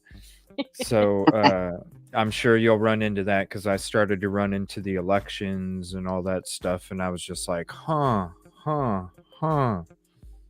So it's almost like people were there for a reason, or had a purpose, or became part of the club, or something just don't seem right. So It seems to be a theme in these small towns like Delphi, like Flora, now like Hampton, County. It's like the smaller they are, the more corrupt they can be. because they can It be, right? seems like it. Right. Because who's going to come into their little community and tell them? Exactly. It's almost like when Vegas started out. It was all these cowboys and shit that ran the area and the government and the local politics and all that stuff. And when they had the big wig mobsters coming in there, they weren't taking it too kindly. Exactly. It's the kind of thing. It's that, just like back then, it was the Good Old Boys Network, and if you didn't pat them on the back first, you were sure gonna get smacked in return, kind of thing. Yeah. Big old fish in a pot have more control. Yeah, it does. It sounds just like it. That's why Yes. when we first started talking about Flora last week, I was just like, oh my god, this shit reminds me just like the Stephen Smith crap. Like it's just it's scary. So this is Kenny Kinsey and Michelle Dupree. This is from 2 days ago. A lot of the stuff they were going to get into in the last episode kind of changed a little bit. Is there anything else you guys want to add real quick before we finish up this one? No, I'm good. I'm good. Oh, all right. We'll go ahead and finish this one up. And I think some of it kind of gives you the same, we can't talk about it, yada, yada. But they do mention a few interesting things, and then we'll skip to the next one. According to Justice, I'm Joanne. 19-year-old Stephen Smith was found dead on a rural South Carolina road back in 2015. His Whoa. death was What's up, originally hey. as a hit and run. Now, after Stephen Smith's mother has spent That's almost crazy. 8 years begging and pleading law enforcement to take another look, it's being considered an intentional homicide.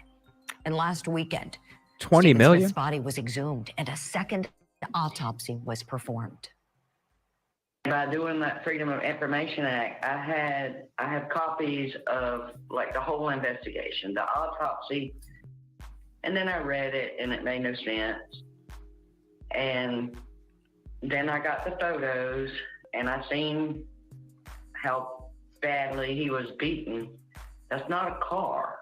We want to do over on Stephen Smith. We think that the investigation got it wrong, that it was not a highway fatality, that it was a homicide that was committed somewhere else. I'm so glad and he's saying that should have now. been the one that initially investigated this fatality and not the highway department. And so it's our intention to petition through the coroner's office and ultimately the court to get the proper permission to exhume Stephen's body and have an expert who is familiar and has experience in exhuming bodies that have been in the ground for a long period of time and make a determination as to what caused that blunt force trauma. We would look for all sorts of things actually on the body. For example, we would look for something we call road rash. If you're hit by a car and you're pushed along the pavement or even a dirt road or anything, you're going to have evidence of that on the body.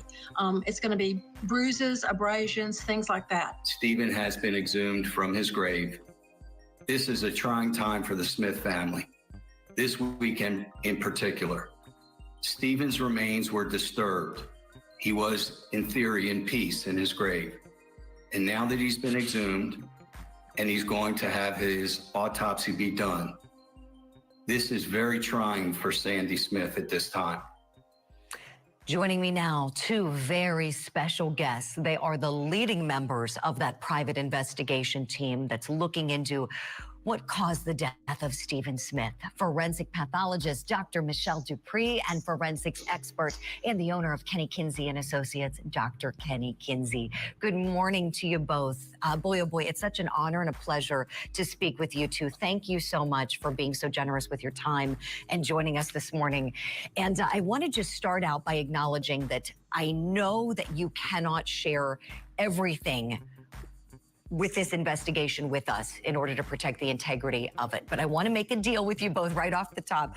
Would you please tell us everything that you can share with us? Our viewers, our courties are very interested in solving this case, just as you are and as the Smith family is. So that being said, go as far as you can, please, and we'll respect the boundaries, certainly.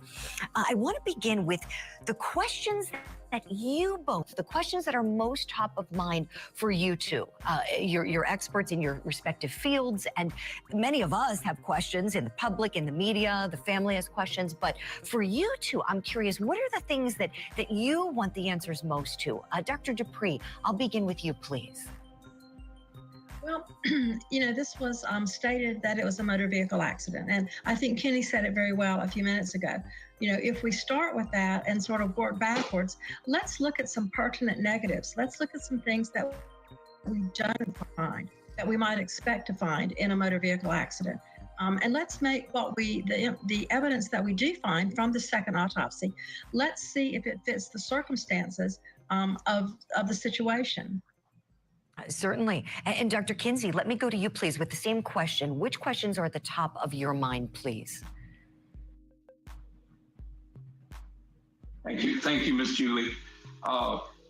The many aspects of the physical evidence at the scene, the clothing, of course, everyone has hit on it, the location. And then I think it's important to figure out how Stephen got there. And I know it sounds as simple as, either he caught a ride or he hitched a ride or he walked. But as I mentioned in other programs, there's many different paths to get to Sandy Run Road. So it's important for me to try and figure out that part. So as Dr. Dupree said, we can layer that evidence and kind of come to an area of understanding of a general theory. Then we work it as far as we work it. And if it doesn't work out, or we hit a brick wall, we turn around and we try something else. Certainly. I want to play a clip where Stephen Smith's mother is talking about that road and how, in her opinion, there was no reason for him to be on that road. Let's take a listen together. From the beginning, was it suspicious to you? Yes. In the road. He had a cell phone, and it wouldn't be the first time he had to call for somebody, And but the car was locked, his phone was in his pocket, but then he left his wallet. So if you're going to go get gas, why would you leave your wallet in the car? And he would walk. He would have walked through the woods. He would not have been in that road. And this is coming from Mom, arguably the person who knew Stephen Smith better than anyone. Dr. Kinsey, in the crime scene reconstruction that you're doing here, how meaningful is this coming from Mom? Well, Miss Julie, Mom always knows you best, and we've got to figure that part out. All the nuances and reasons. We don't know what may have been an impediment to Stephen, maybe taking a different path. As Ms. Chanley pointed out in an earlier show, that is some unforgiving wilderness there. And we just got to figure out what path he took. I believe that would aid Dr. Dupree, pathologist and anthropologist, in figuring out how he got there. And they can aid me by figuring out, what the extent of his injuries were. And I think we can come together as a team and we can answer a majority of these questions. Yes, and speaking of that, that's a perfect segue for me to ask Dr. Dupree. Dr. Dupree, would you kind of walk us through the process of the second autopsy? You were overseeing it, and Attorney Eric Bland told us how you employed two really great people to perform the actual autopsy, a forensic pathologist and then an anthropologist. How did they work together? Describe for us what that was like, please. Okay, well, they quite often work together, and in this case, the pathologist, of course, performed the autopsy, but because we didn't know what condition the body might be in, we did have a forensic anthropologist who's going to look at the bones, and in this particular case, pay a special attention to the fractures. And, working together to do that, we were actually able to do a complete and thorough second autopsy, including, of course, looking at the particular areas of interest like the fractures. Dr. Dupree, I read that you noted that you definitely were able to recover evidence from the second autopsy, but that you didn't know if it was necessarily new evidence. Would you elaborate on that, please? Well, I just mean that we were able to do a complete and thorough autopsy. And in any autopsy, we recover evidence, whether it's, it can't be exactly the same evidence, but it could be very similar evidence. And we were actually able to do that in this case because Stephen was well preserved. Everyone who took care of Stephen from the very beginning to the end was very professional, and it allowed us to do this. And that's wonderful. I mean, certainly a success right there that the autopsy, the second second autopsy, I should say, was successful, and you were able to recover evidence, and hopefully that will lead you in the right direction. Would you kindly stand by, please, Dr. Michelle Dupree and Dr. Kenny Kinsey? We need to squeeze in a break. When we come back, we'll examine more of the evidence and the facts surrounding this tragic case of the death of 19-year-old Stephen Smith.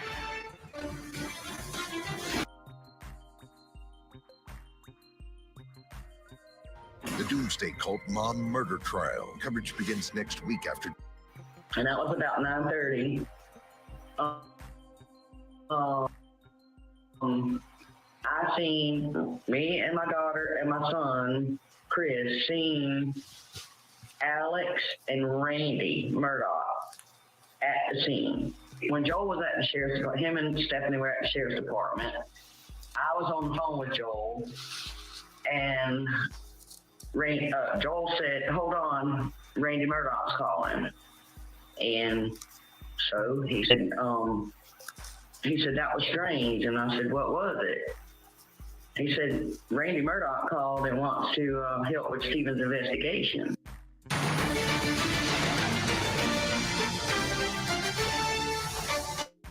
Still so many unanswered questions surrounding the death of 19-year-old Stephen Smith.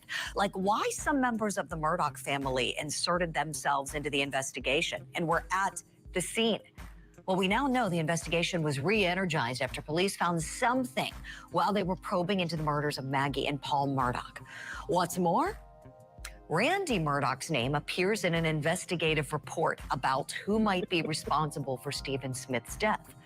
Apparently, a witness came forward to tell police that his stepson confided in him that a man named Sean Conley was responsible for Stephen's death. He then goes on to say that the reason he was passing this information on to police was because Randy Murdoch told him to call.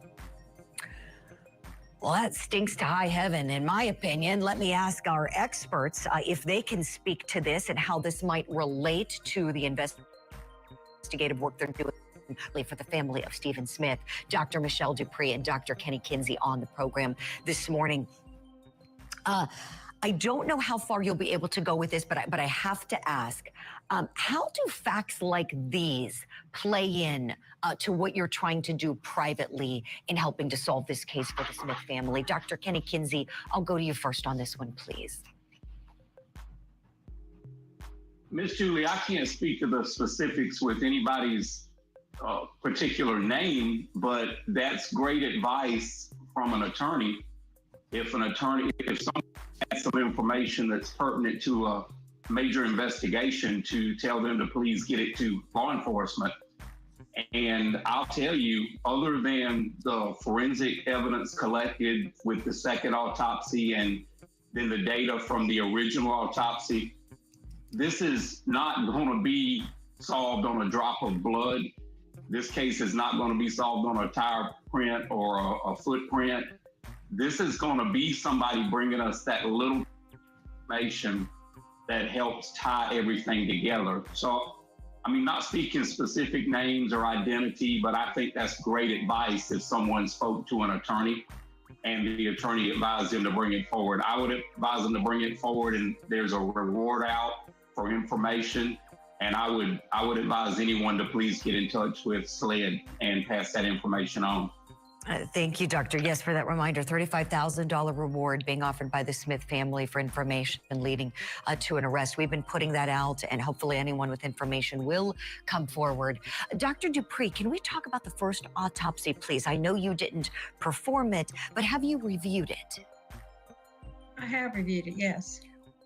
Was there anything wrong with the first autopsy, in your opinion? Well, you have to remember that the autopsy report is an opinion of the pathologist based on their knowledge, skills, and experience. And so this autopsy was the opinion of the pathologist that did it. And it was very professionally done.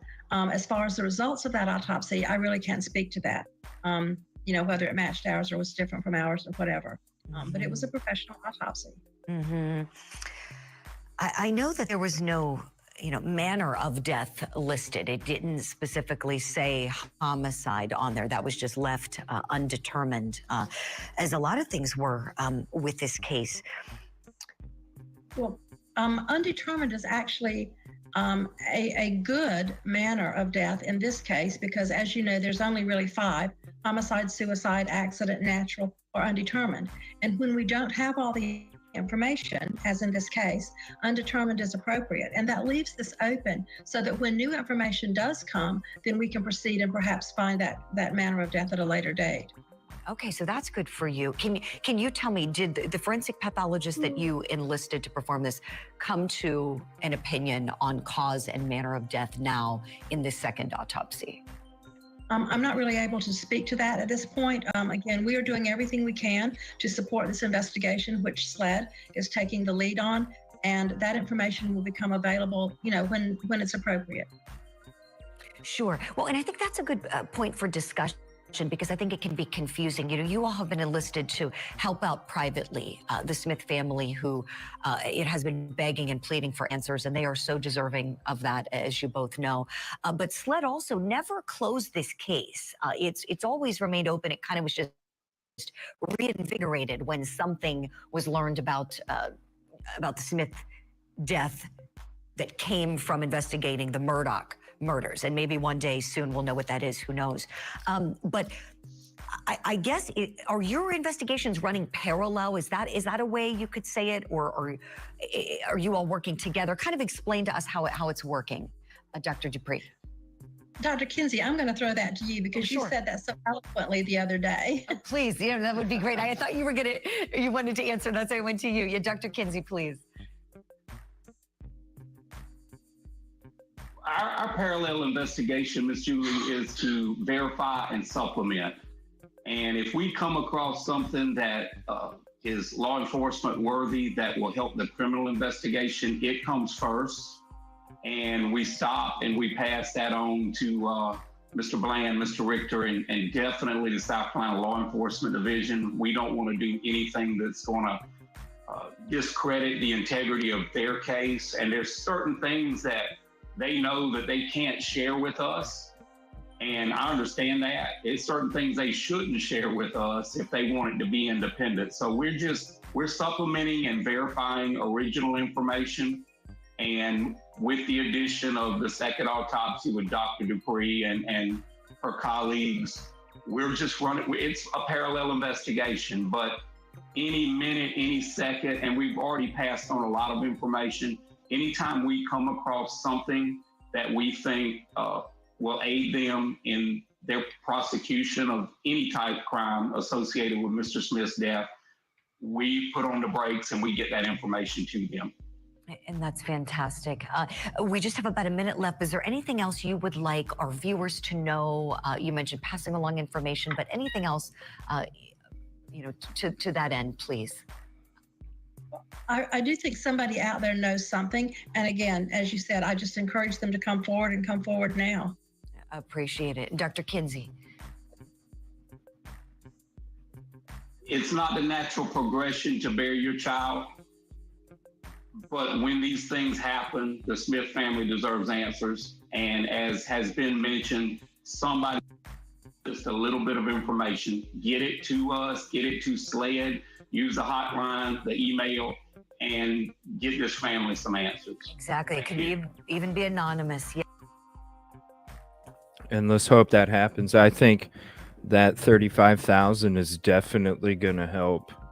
Not only with them getting the correct autopsy information, but then that $35,000, it probably feels like $60,000 right now with the way the economy is. And you already know that's a small community already, and that's been hit pretty hard too, because the average yearly salary there is like under $20,000. Wow. Yeah. I didn't know that. So $35,000 is going to go a long way in hopefully somebody coming forward with some information. Well, I think more people will talk now, I think, now that Alex is locked up, and, people are a little less scared, I think. Let's hope. Yeah. Now that the dynasty's started to crumble, None of them are as powerful as they used to be. Thanks for hopping in, Jinx. I appreciate you. Yeah.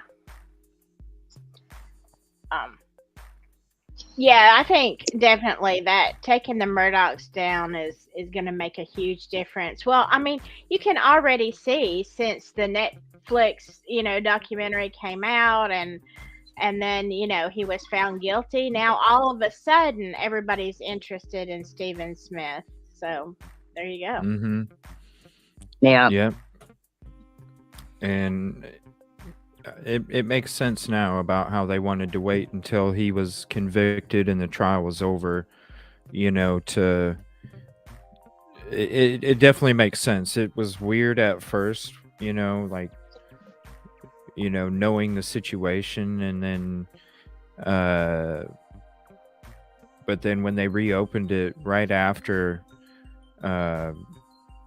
before the trial was even done, they had already started the process of it. So I'd like to know what they found. What made them all of a sudden? Yeah, what made them all of a sudden go, "Oh yeah, we're reopening this." Right. I mean, I've heard so many theories on that, but until we know what it was, that's all it is theory. But it had to be, unless it was something electronic, that they found on, but it had to be something, I'm thinking physical. Isn't that kind of what you got when they were investigating? Physical, like, I don't know, like a baseball bat or whatever. Right. When they found 10 1 millimeter speckles of paint that either came from a Toyota with the years 82 to 88, a street sign, an industrial tool, or a dumpster is what they came back with where that paint could match. So I would think industrial tool. Yeah. Because I don't see a sign doing that damage. I think it would be more spread out, or it would be something that was repeated. And when you're coming up to the scene and it looks like a gunshot, that looks something different than somebody getting beat over the head over and over with a street sign. I definitely don't see the paint from a Toyota, because if that's the case, like they said, like all of these LE have stated, and we'll listen to a couple of the interview or the interviews, quick interviews before we get into the evidence. He had his shoes on, loosely tied. When you look at the crime scene photos, you can tell, okay, those would have came off. Yeah. You have a partially dislocated shoulder, which, if you talk to anybody that's either been involved, knows somebody, or LE, they all say there's blunt force trauma in multiple areas, not just the one. Partially dislocated. I don't know, maybe somebody else got hurt in the process of hurting him. I definitely think what happened, and this is just my opinion when it comes to it, I think that house was involved. I think there's some sort of assault that took place on that property, whether it was in the woods or inside the property. And I think he wasn't coherent enough, maybe where he could stand, but I don't think he was coherent enough where he knew what was going on. And I think somebody came by and struck him with an industrial tool. But we'll get into that when we get into the evidence. I guess that's why, and I haven't seen, like, I'm anxious to see this, but I'm kind of thinking, yeah, but if you're, like, looking at a unaliving, okay, and you're there investigating Maggie and Paul, you're kind of, or shouldn't you be kind of focused on what happened to them? So I guess what, thing stood out to them to say, hey, this is maybe related to Stephen Smith? You know what I'm saying? It's like you're looking for one thing, so how do you connect it with another? I think it was they got a if somehow. I think, like Pam mentioned, I think something could have been on Paul's phone. Yeah, that's why I said electronics. It makes me Mhm. wonder. And then they could, since they were there at the house, they could try to connect it. But yeah, definitely there had to be a big, bright red flag somewhere in that investigation because they weren't looking for Stephen Smith, connection. They were just looking at Maggie and Paul. Well, try and look this up sometime, Silky, and let me know what you can find out. There was some hearsay about Paul. This was after the boat accident took place, okay?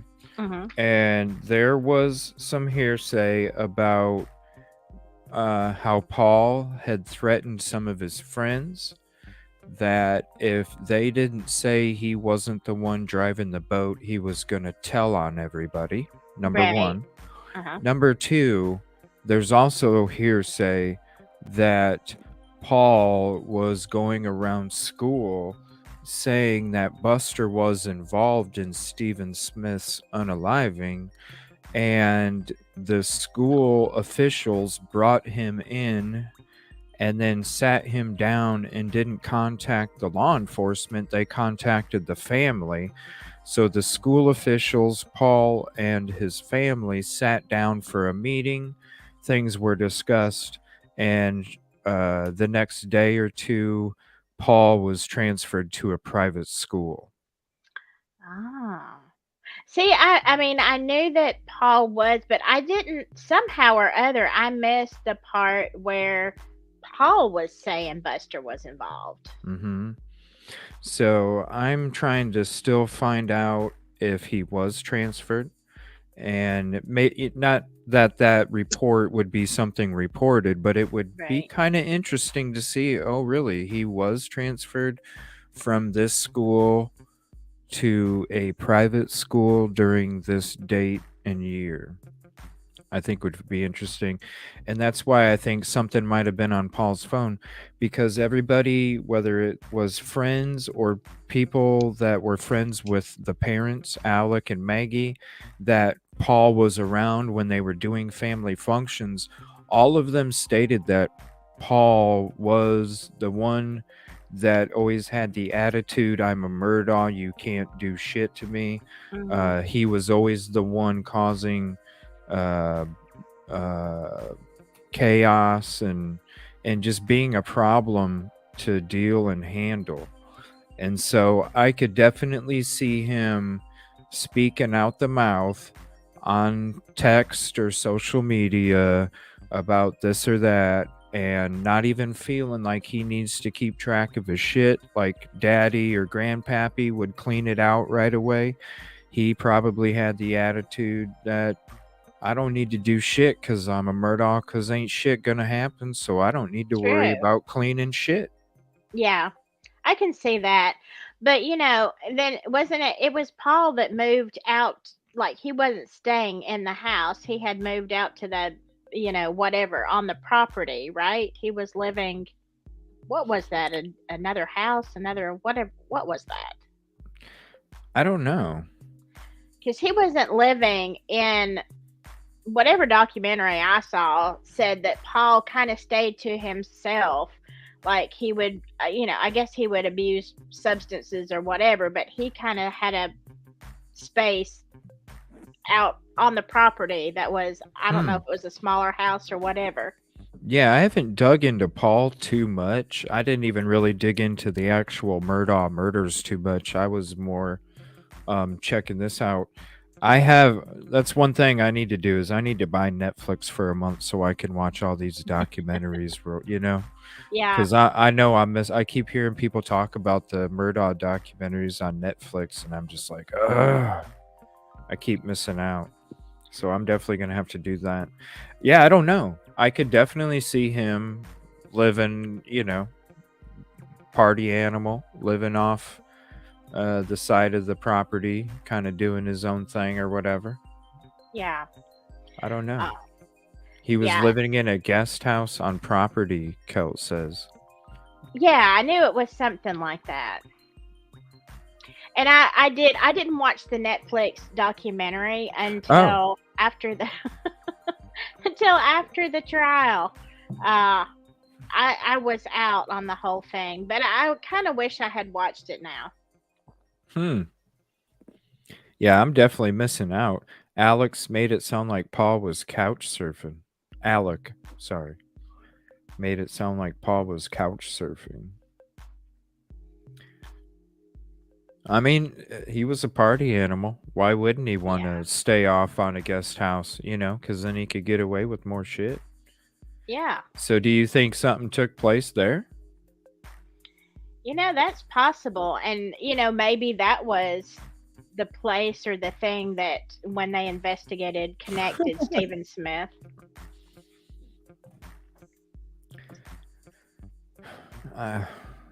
I mean, but what would be the motive? That's where, when it comes to Paul and Buster and the Murdaughs, what would be the motive other than the escort stuff? I just don't see one. You know, it's sketchy, but it's like somebody put on here earlier that it was said, rumors of course, that, you know, was it Alex that told Paul, you know, you take care of it or I'm going to? Like, what if it was, whether it was truth or not about Buster and Stephen, that, you know, and if Paul was involved because he was going around saying that. Because he was the investigator, right? He was the investigator. Yeah. Didn't they call him that or something? Because he's always trying to, when it came to like the pill addiction and. Yeah. So, I mean, it makes me wonder, was that, you know, what Alec was referring to, or maybe just the situation of, you know, enough about Stephen and Buster, you know, I don't know. It just, because no matter what theory you come up with, whether it's Mark, whether it's the two people driving by in a truck, you know, harassing him at the gas station, or whatever theory is out there, because there's a bunch of them, you always get back to, why did Randy contact the family to represent them, and why was Randy and Alec at the crime scene when the mom was driving back home from IDing Stephen's body? Right. It just, but then you got these other theories that make sense. But then, you know, just like what they were talking about in this last video, this is page 28 of the full report. And I'll put the link to the full report in chat again, because we do have some new people in here. This is from Fitz News. Page 28. This is where Daryl Williams is stating that his stepson Patrick Wilson told him that Sean Connolly struck and killed Stephen Smith. Mr. Williams stated that his son told him this in confidence, and that his son had moved out and he did not know where he was staying. He could only tell me that Patrick attended some Christian school in Ridgeland. I drove down to Richland and went to Step of Faith School. Patrick Wilson, yada, yada. And then he ends it with, Mr. Williams stated that the reason that he was passing this information on was because Randy Murdaugh told him to call. Again, so you guys think it was a scapegoat? I seen you guys typing some of that in chat a minute ago. You guys think they're, I mean, because it don't make sense to me. It wasn't a hit and run, in my opinion.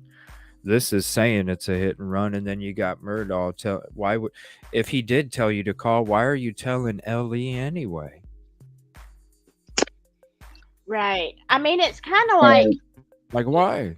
Yeah, and I mean, you have so many angles. You have the unknown person at Hilton Head. You have Mark. You have Buster. You have Paul. You have, you know, Sean. It's like everything was coming together. It's like it's like a great whodunit. I mean, there's so many people with a potential motive. It's like, who got to him first, you know? You know what this statement reads to me? The statement reads to me, I'm telling you this crazy story, and at the end, because I'm telling you this at the end because I want you to know that what I was really telling you was bullshit. Why why else am I going to tell Ellie when I'm making a statement? Mr. Williams stated that the reason he was passing this information on was because Randy. That's basically telling me, look, Ellie, I'm being forced to say this for some reason, and I need to tell you who told me to tell you.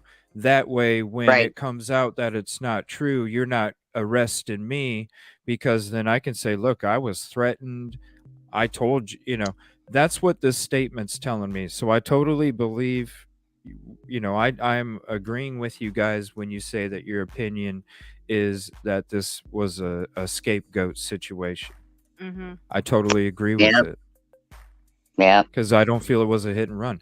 If I felt it was a hit and run, then I wouldn't really be putting too much into the whole Randy thing.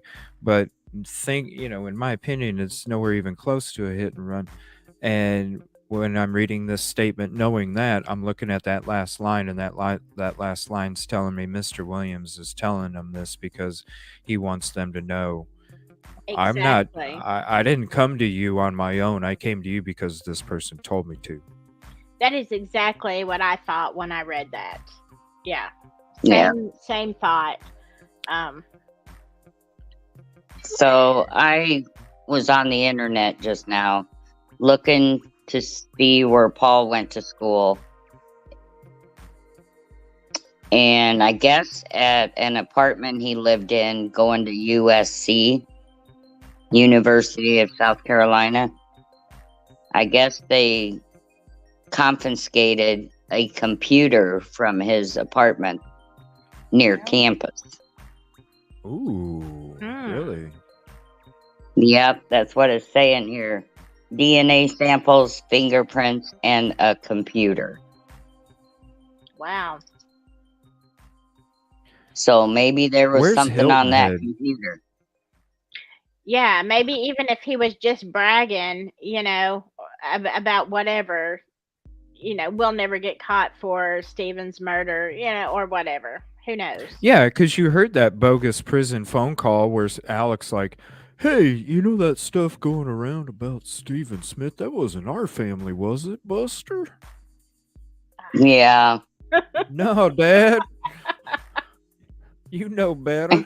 Like, that was so fake. He's being recorded. He's knowing what to say. Oh, You know what I'm saying? That was so fake. Yeah. So, I mean, I'm sorry. I probably didn't do a good job doing it, but you actually it's did. like, oh, did I? It was so fake. It was so fake. We got the gist. It was so fake, though. But yeah, they confiscated that computer, so kind of makes me wonder what's on the computer. I didn't know they confiscated it. We need to find out if he was transferred to a private school and when it was. But why would this guy throw his stepson? Because who knows what kind of pressure he was being put under, SRB. Yeah, that and this is a family that will make it look like you committed a murder. You better. And I don't think I saw an interview with Daryl, and he said something about, I don't know, the way that he was talking about Patrick was very, I didn't think there was any love lost. You know what I'm saying? He was basically saying that Patrick was, really? kind of a loser. Yeah. It was very disparaging, the interview I heard, and I thought, wow, you're going to get, I mean, I don't know. Is he still with Patrick's mom? I don't know. But I'm like, you are right. Kind of weird. Yeah, and that would make sense why he's like, I don't know where he's. Yeah, now that I'm going back through some, because I was listening to some of the audio interviews when I was doing some research, going back through some old stuff, and you are right. He did kind of have that attitude. What's up, Carol? Thank you for hopping in. And yeah, Mark is very creepy. Yes. And that whole, I don't know, something just don't seem right. And then, you're contacting Ellie like crazy up until the 15th of July, and then they don't contact you for a couple weeks, and they, you already told them you would submit to a polygraph. And then when they contact you on the 26th of August to set up for an interview and to do a polygraph, all of a sudden they can't get a hold of you no more. Yeah. Your phone goes straight to voicemail every single time. Yeah. That's what a coincidence, huh? So yeah, definitely creepy as shit, and something just don't seem right. Yeah, So, oh, go ahead. sorry. So I heard today that everything's speculation, of course, but I heard today that Patrick was facing 3 attempted murder charges back then, and Corey Fleming, a partner of Alex Murdaugh, was representing him, and he miraculously got the charges dropped on Patrick. That's right. Those are some big charges too to just be dropped. That's right. Exactly. Yeah. Pam just said a minute ago that somebody was beaten to death at school. Was that at Buster and Paul's school? I don't know. It was. I saw it on the comments, and I was wondering who and if it was, who got charged with that. I wonder if that had to do with Patrick. I think I saw. I don't know. Oh, I appreciate that. Thank you for the kind words, Carol. Yeah, I put a lot of work into this one. 13 episodes so far, just on this. But I know each one's long, but each one has a lot of stuff in it. I try and keep everything as separated as I can. I'm trying to do a slide. Well, I have a folder with a whole bunch of pictures and in order and everything, and for some reason, I have to have a Google slide put together. PowerPoint. I did not realize that, so that sucks. I have a whole bunch of pictures that I had ready. So what I'm going to do is I'm going to go ahead and do a roundabout thing here. That sucks. Were they the autopsy pictures? Not the autopsy, the crime scene pictures. Yeah, I had about 20 different pictures from the crime scene. Dang. That sucks. Let me ask you this, since I was just going to wait till we saw them. Okay, in there, were there pictures of like the red stuff coming out of Steven's head across there were? Yeah. I know what I can do. I can send myself an email with them all, and then I can just click on each one of them. Give me 1 second.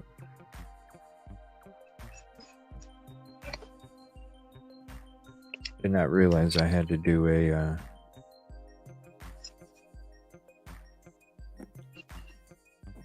actually make a PDF. I thought I could just click on it and it would be fine. All right, so it'll just take me about 2 minutes to do this.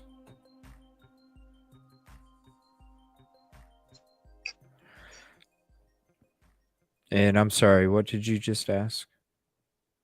Oh, about what the photos were. Yeah, it's and the reason I'm asking is because in the video that I'm working on, I have some video of what's supposed to be the crime scene, and it has like across the ground, across the road.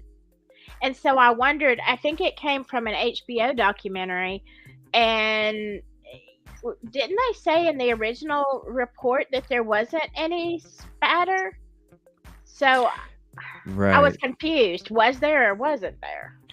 No, there's not. Okay, so in the crime scene photos, there is not. We're gonna take a look at them, and I always thought that he was dropped off. Yeah, me too. That's why I No, got confused when I saw no. this documentary with stuff across the road.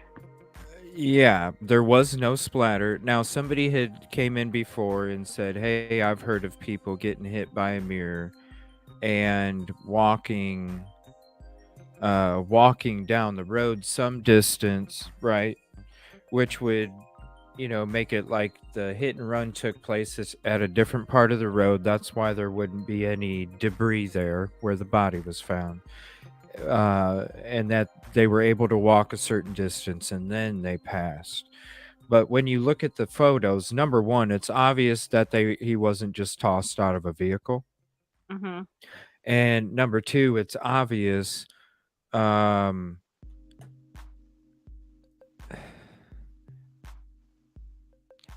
it's obvious that there wasn't something like that took place where they were hit and walked a certain distance, because the LE, when you go through that 110 page full report, LE was sent out there so many times. They were not only sent out there multiple times before the pathologist was ruling it a hit and run. After the hit and run, they were getting sent out there like crazy to look for any kind of signs Hmm. that it could have possibly been a hit and run. And every single time it was nothing. So Right. that tells me that no, he did not get hit, walked a certain distance, and then fell down, because then you would have a blood trail. There was no Right. blood trails, there was no blood spatter. Basically, the injury took place, and then where his body landed is where the remainder of the injury took place. And I mean, I know It maybe, did look like that, but yeah. I think that he wasn't carried. I think they put the cell phone and the keys back in his pocket. And yeah, that one guy had a great point. Phones break easy, especially iPhones. Like, Yes, my gosh, you breathe on them wrong and they break. even with a case. And Yes, that phone had no damage whatsoever. So that's what right. tells me it to me. When you look at him, it's like, okay, the dude wasn't just dropped off with phone, with no damage to the cell phone. The keys were halfway hanging out the pocket. The shoes were loosely tied, and to me, that tells me maybe the shoes were put back on. That tells me definitely that it appears to me that somebody put the phone in his pocket, Hmm. because the way that the body was laying there, you are right, Angela. It does look like that, but I think it's because he was moved to, you know, and the white polo again. That's the biggest question of the evening. The Yeah. white polo, page 98 of the full report.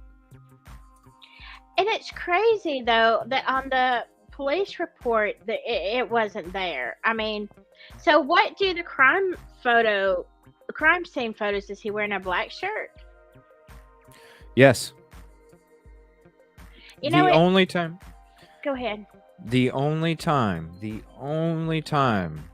that any time that I've covered this case, dug into this case, researched this case, I never one time heard anything other than a black Nike t-shirt, except for when I sat down that Saturday morning and I read the full 110 page report.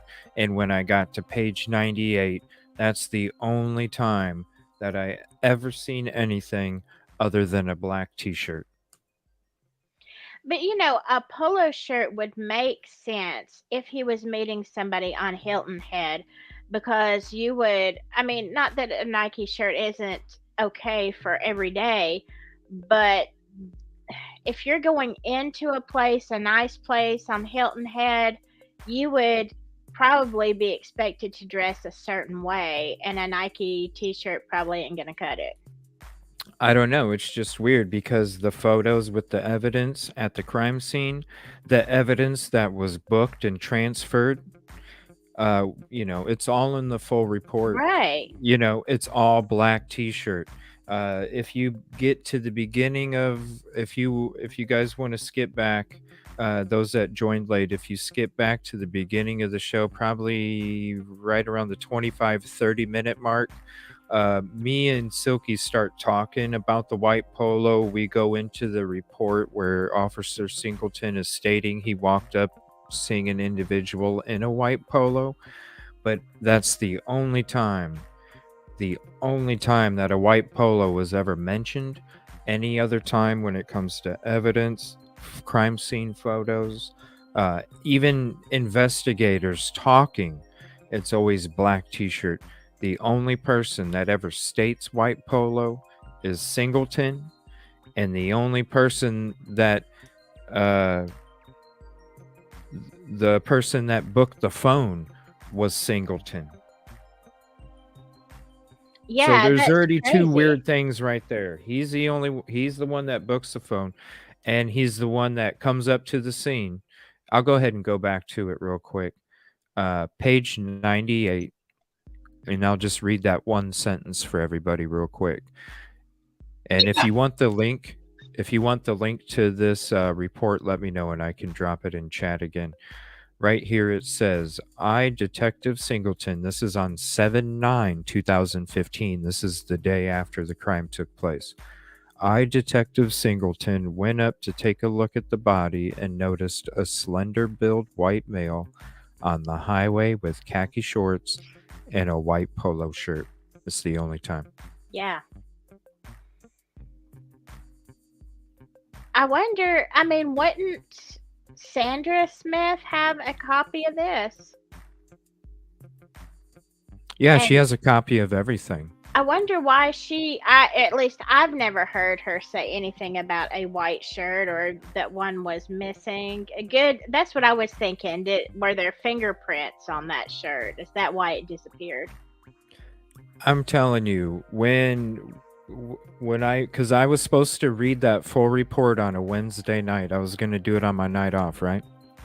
I came home to take an hour nap and I ended up sleeping through my alarms and I wasted my whole night, right? So I was just like, oh, you know what? I'll watch it Saturday morning and I'll do a live. That way, if anybody wants an audio version, they can go back to my channel and watch or listen to the 2.5 hours audio version of me saying the whole report. I went through the whole thing. So as I'm going through it and I get to page 98, I think you were in there with me, Kib Kitty. When I get to page 98, we see the whole white t-shirt thing and we're all like, whoa, what the fuck? Yeah, When it's is like, this where did ever that came come out? from? Right? And we've been, and this was episode 11. You know what I'm saying? Like episode 11. I've had 2 episodes where they were 5 hours long on this case. The first time any of us have ever heard about a white shirt. So Yeah. it just doesn't make sense.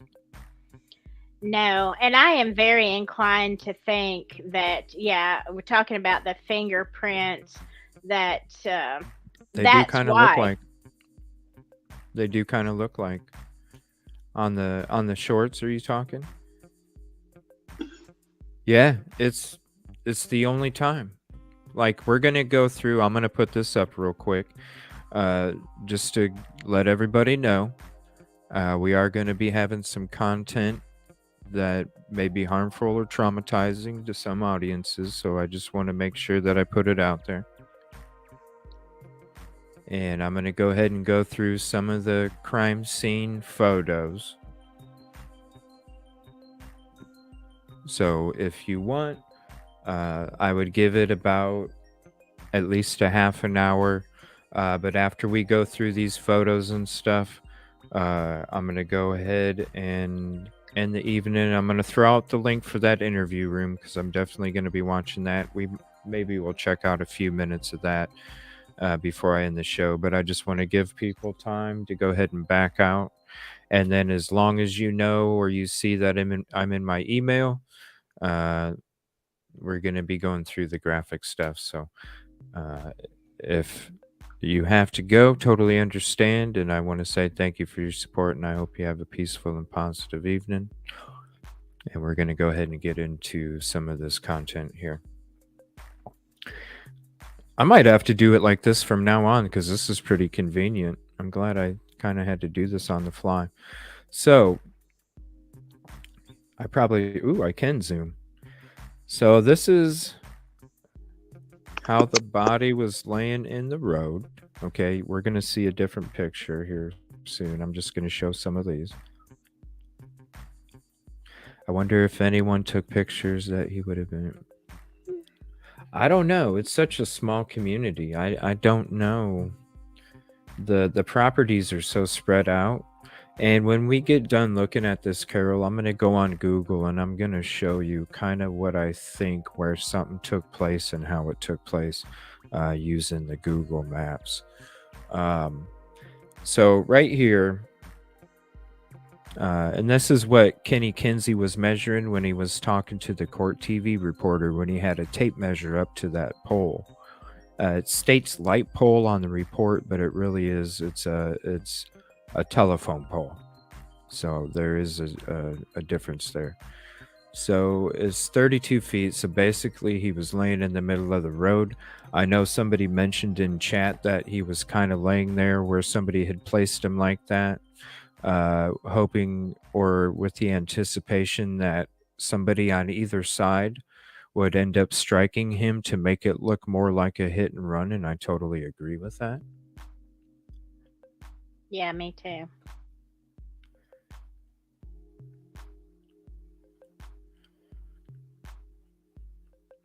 So I wonder why some of them aren't showing up. So this is one picture. So this is how his body was laying in the middle of the road. But now you see the shadow. Okay, go up to his head. Do you see that shadow that goes across the left? It looks like blood to me, and that's what I saw. Okay. It is. As we go on, the pictures are going to get more graphic. I just don't want to.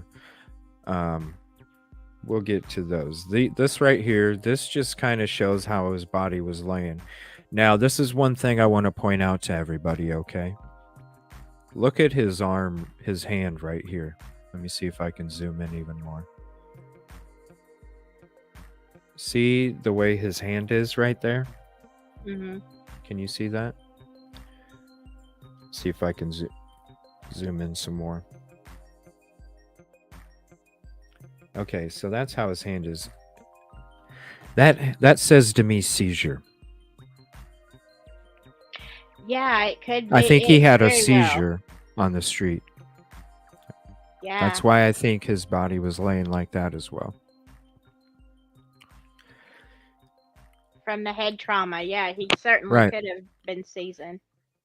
Let me see what this one is. Okay, that's just a road picture. Let me see here. So this is from the full report. This is just another drawing showing the position, the measurements.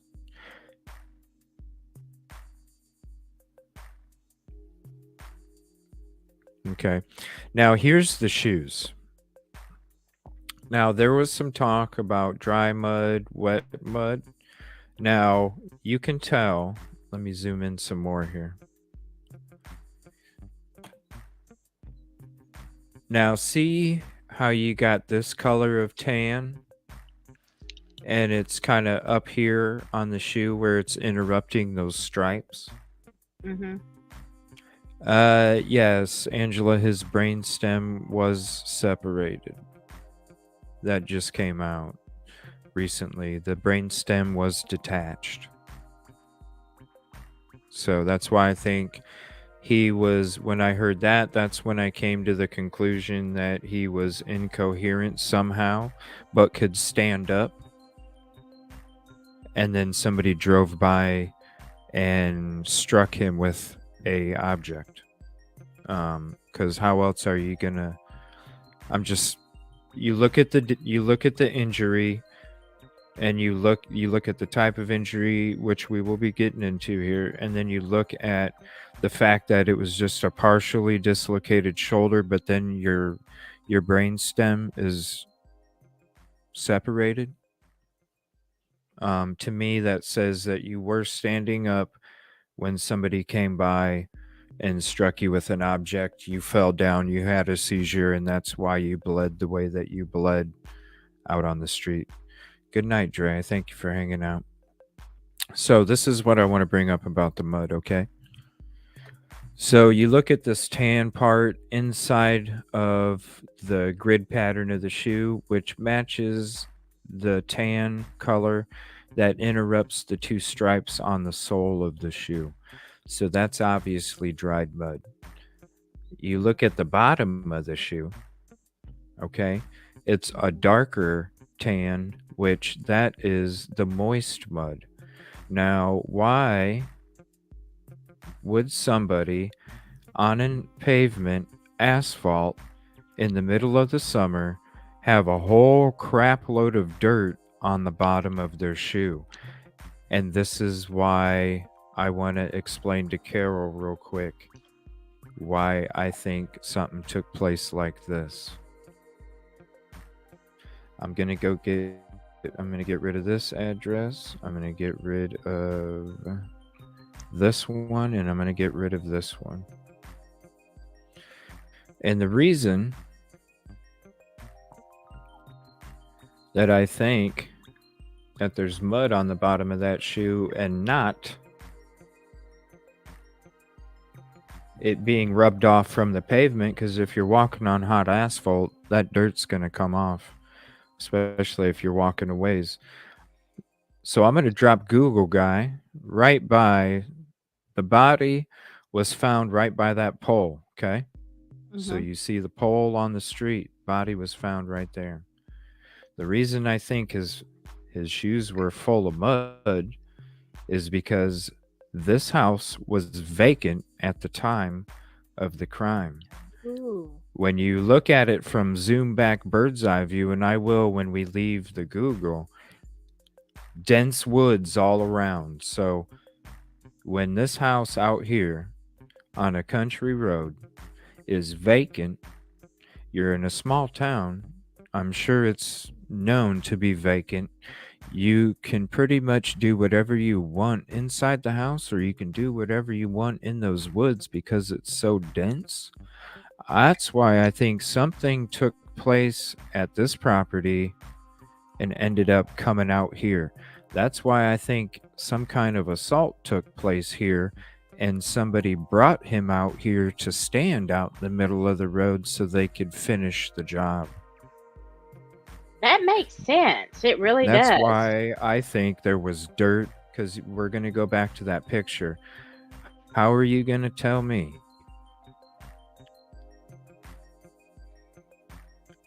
Because that mud is still wet. Look at how dirty. Look at how muddy that is. It's caked up in the front and in the heel, where the pressure, where the most pressure is going down on your foot when you're walking. Exactly. Yeah. That would have came off in a good 50 steps walking down pavement, in my opinion. It would have scraped off.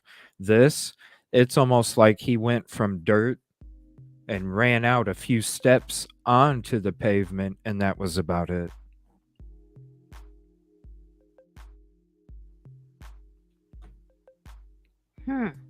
Very so this is interesting his theory. phone. It just makes sense. It's who did it. That's where I'm like, because when you go, this is why I think like if it was Mark, this is why I think this spot comes into play. And maybe it didn't necessarily happen at that property, but it happened close if Mark was involved. And this is why.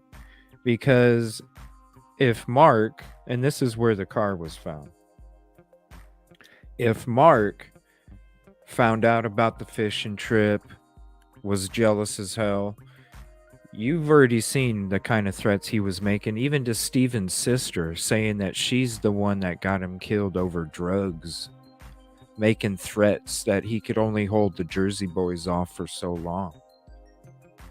So when it comes to Mark, this is my theory that Mark, hey, I'm already knowing, I'm already upset and this and that.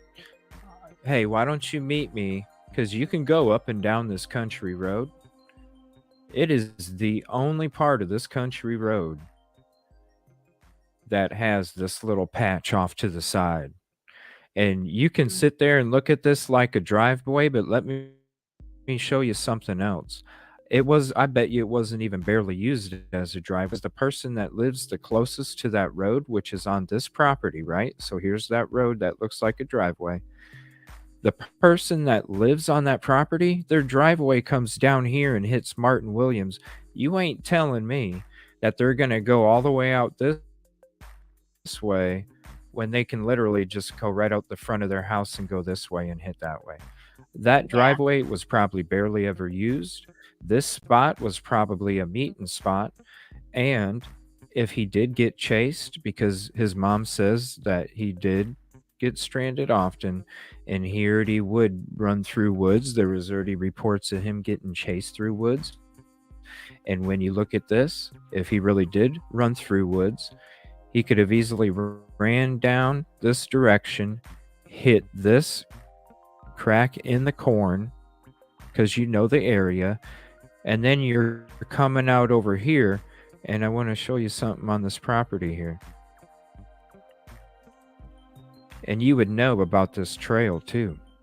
This trail, you hit the trail, you're running, you're running, you're running, you're running, and you come right out to Sandy Run Road, and you're just a short distance from where the body was found. So I could see that being a possibility as well. But the other one, I think that property's involved somehow. What is the address of that property? Do you know? Here, I will send you, I have, and I'll put it in chat.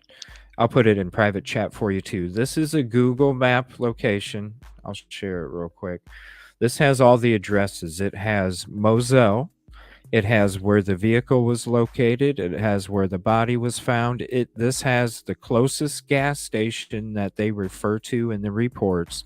The closest gas station that he was away in the opposite direction of. So that's the gas station. I also included the father's residence where he was staying, and I also included Sean Connolly's residence when it comes to him being involved in this theory where he was driving down Sandy Run Road to go home and he hit Steven. That's his residence right here. So And this is a link that has all of those locations. okay, does it have on there Sean's grandfather's? What is it? I had it in my last video. McMillan I've got it in my Farms. notes. Yes. Is it on there? Yeah, that's McMillan Farms right there. Here, let me go back to it. Right here, it's if you just click on that link, Silky, it'll have all of those destinations already set up. You'll have whatever you see on my screen will be the exact same thing that you'll get on yours. So you can have all of the exact locations of each thing. You got the father's residence where he was staying, the closest gas station, Moselle, Murdaugh. You got where the vehicle was found. You got where the body was found, and then you got McMillan Farms with the Sean Connolly theory involved in it. Okay. And I'll put that in private chat for you too, if you want that. Okay. If I can figure Yeah, that's out how I do my Google stuff for these cases now. I figured out a way that I can save it. That way it just pops up.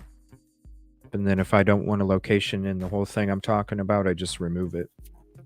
Because it comes in handy, because when you get rid of the gas station and you get rid of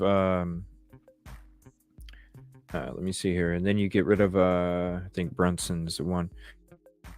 Then you can switch it to the walk. And then that will if he was walking, then that's the route he would have took, you know? Right. And that's why I think his phone was dead, because why are you going to walk 2 hours home? When you could have called your sister. Sandy Smith already stated in multiple interviews that Stephanie was waiting up for him to call because somebody had messed with his battery cables that morning. And she had to go out there and help fix it. And so she was staying up that night in case somebody was going to be trying anything funny again. And so she didn't even get a call, and she stayed up. So to me, that tells me that his phone was dead, because why are you going to walk 2 hours in the middle of the night when you could have called your sister? Yeah. Your phone had to have been dead. Mm-hmm. Or, I mean, depending on what happened. I mean, was he, I don't know. Of course, the toxicology says negative for everything, so he wasn't under an influence, but that's correct. That's according to Ernie Johnson and Aaron President. Yeah. So there you go. But I mean, we'll never know about the toxicology, truly, in my opinion, because I can't believe anything that they put. So, sure.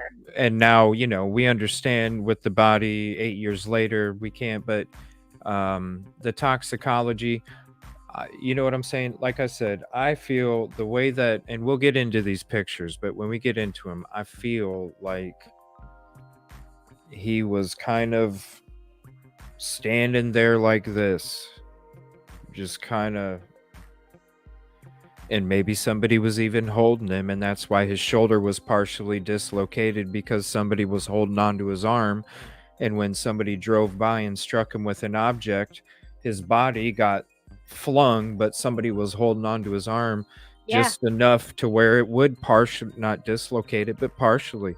And I could see somebody holding onto his arm, making sure he wasn't moving.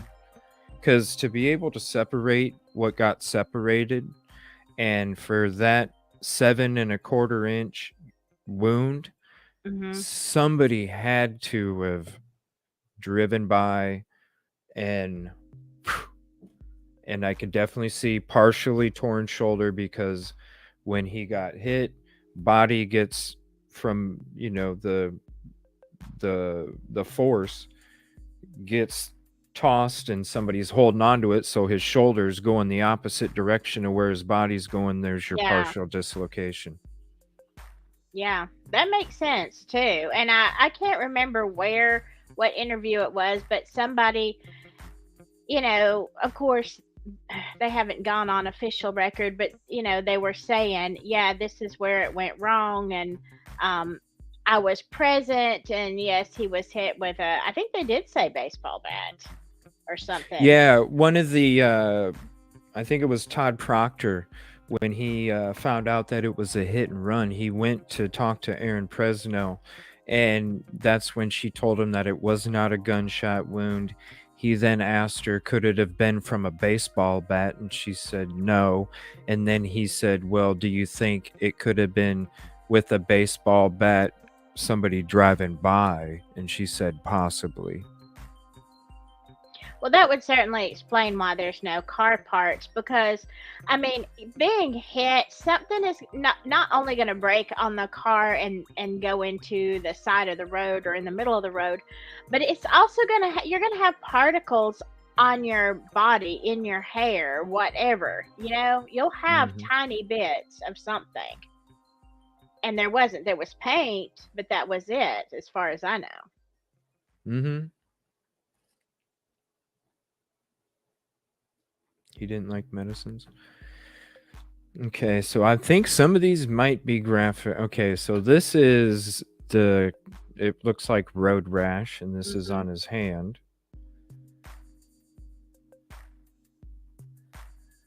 Oh, hold on one second. Cool, I can actually use it like a slideshow. I'm gonna have to do this from now on. So I think this might have been what maybe you guys were referring to as maybe possible finger with blood. Now,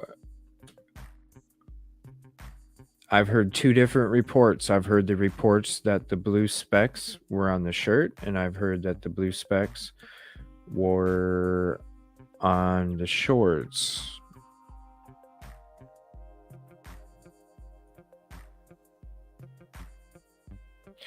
Okay, so very graphic.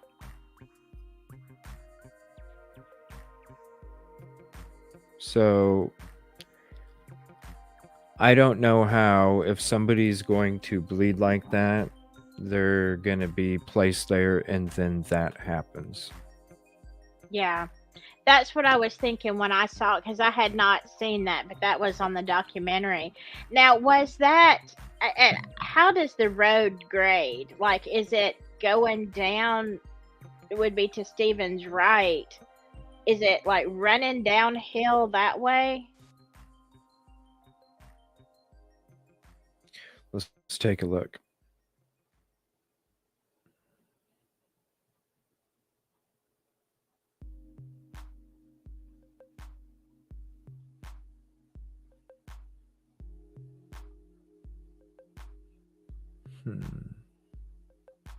It would have to be. I mean, you would think, but then it looks like It has to be. the most damage is right there close. I think it's just part of the road, and I think it does tilt a little bit that way, but I think what happened is it started to collect here, and then because of gravity, it started to just kind of come this way a little bit. I think most of it ended up a few feet away. And then just because like when it's raining on a road, they do kind of landscape it so the rain can drip off to the side of the road. And so I think that's what, because the middle of the road is pretty much going to be flat, and then when you get towards the middle outer part, that's when it kind of slopes down a little bit just for the rain purpose. Yeah. And so that's what it looks like to me. It was just like maybe slightly, but it collected mostly right there, and then because of gravity, it slowly started to remain, have a little bit of a remainder coming towards the outside. I was on, before I saw that picture, and I didn't see it that graphically, but before I saw that, I was on, team, yeah, he was unalived somewhere else and dropped there, but there is no way that he could have sustained that kind of injury and been in somebody else's vehicle and it not be everywhere. That's what I'm saying, Silky. Like, as soon, like, I had to me, because when I even seen the pictures that weren't graphic, I was like, there's no way that's a hit and run. You're in the middle of the frickin' road. Your shoes are on there like that. Once I saw the actual crime scene, I was like, that's when I totally was like, there's no way that this dude was dropped off. But isn't the initial, and we're talking about the first, coroner's report or whatever, I thought they said that there was no blood there at the scene. That there wasn't splatter Right. So it's almost, so there isn't, what they're saying is that Okay, so by them striking the head, right? Mm-hmm. They're saying there's no splatter that came off that initial strike in another Okay. location. The blood is just right there where it's at. Okay, I totally misunderstood that because that's why I thought he was not unalived there.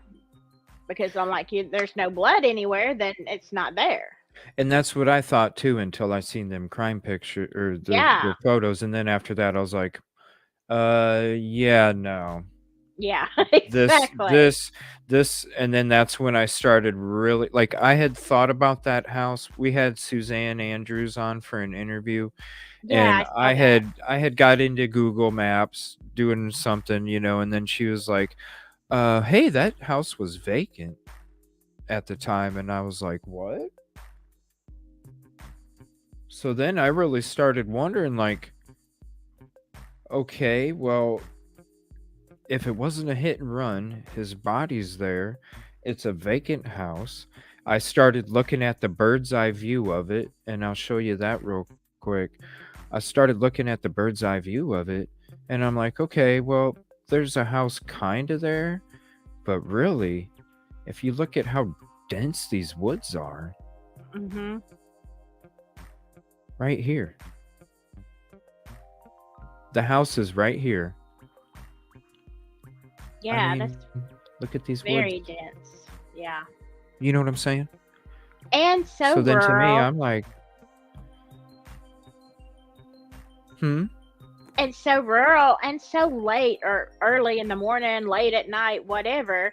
People are not paying attention. They're not, they're not going to hear anything. They're not going to see anything. nope. And I'll show you another picture. This is a different angle of it, okay? There's no way with these injuries Mm-mm. that it did not happen there.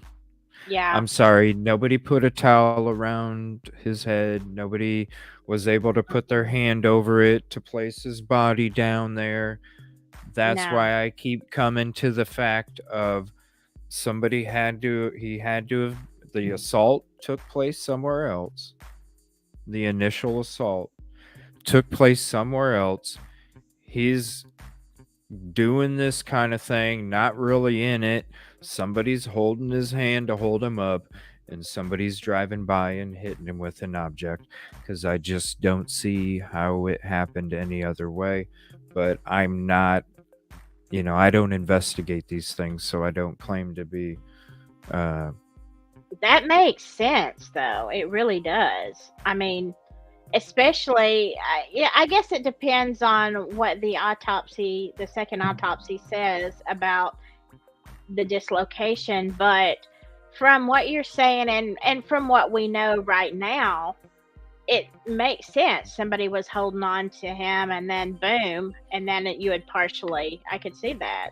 Yeah, while somebody's holding your hand, to make sure, or your arm, and then your body goes this way, they're still holding on to you. Right. It's enough force not to dislocate, maybe to dislocate, but to partially dislocate.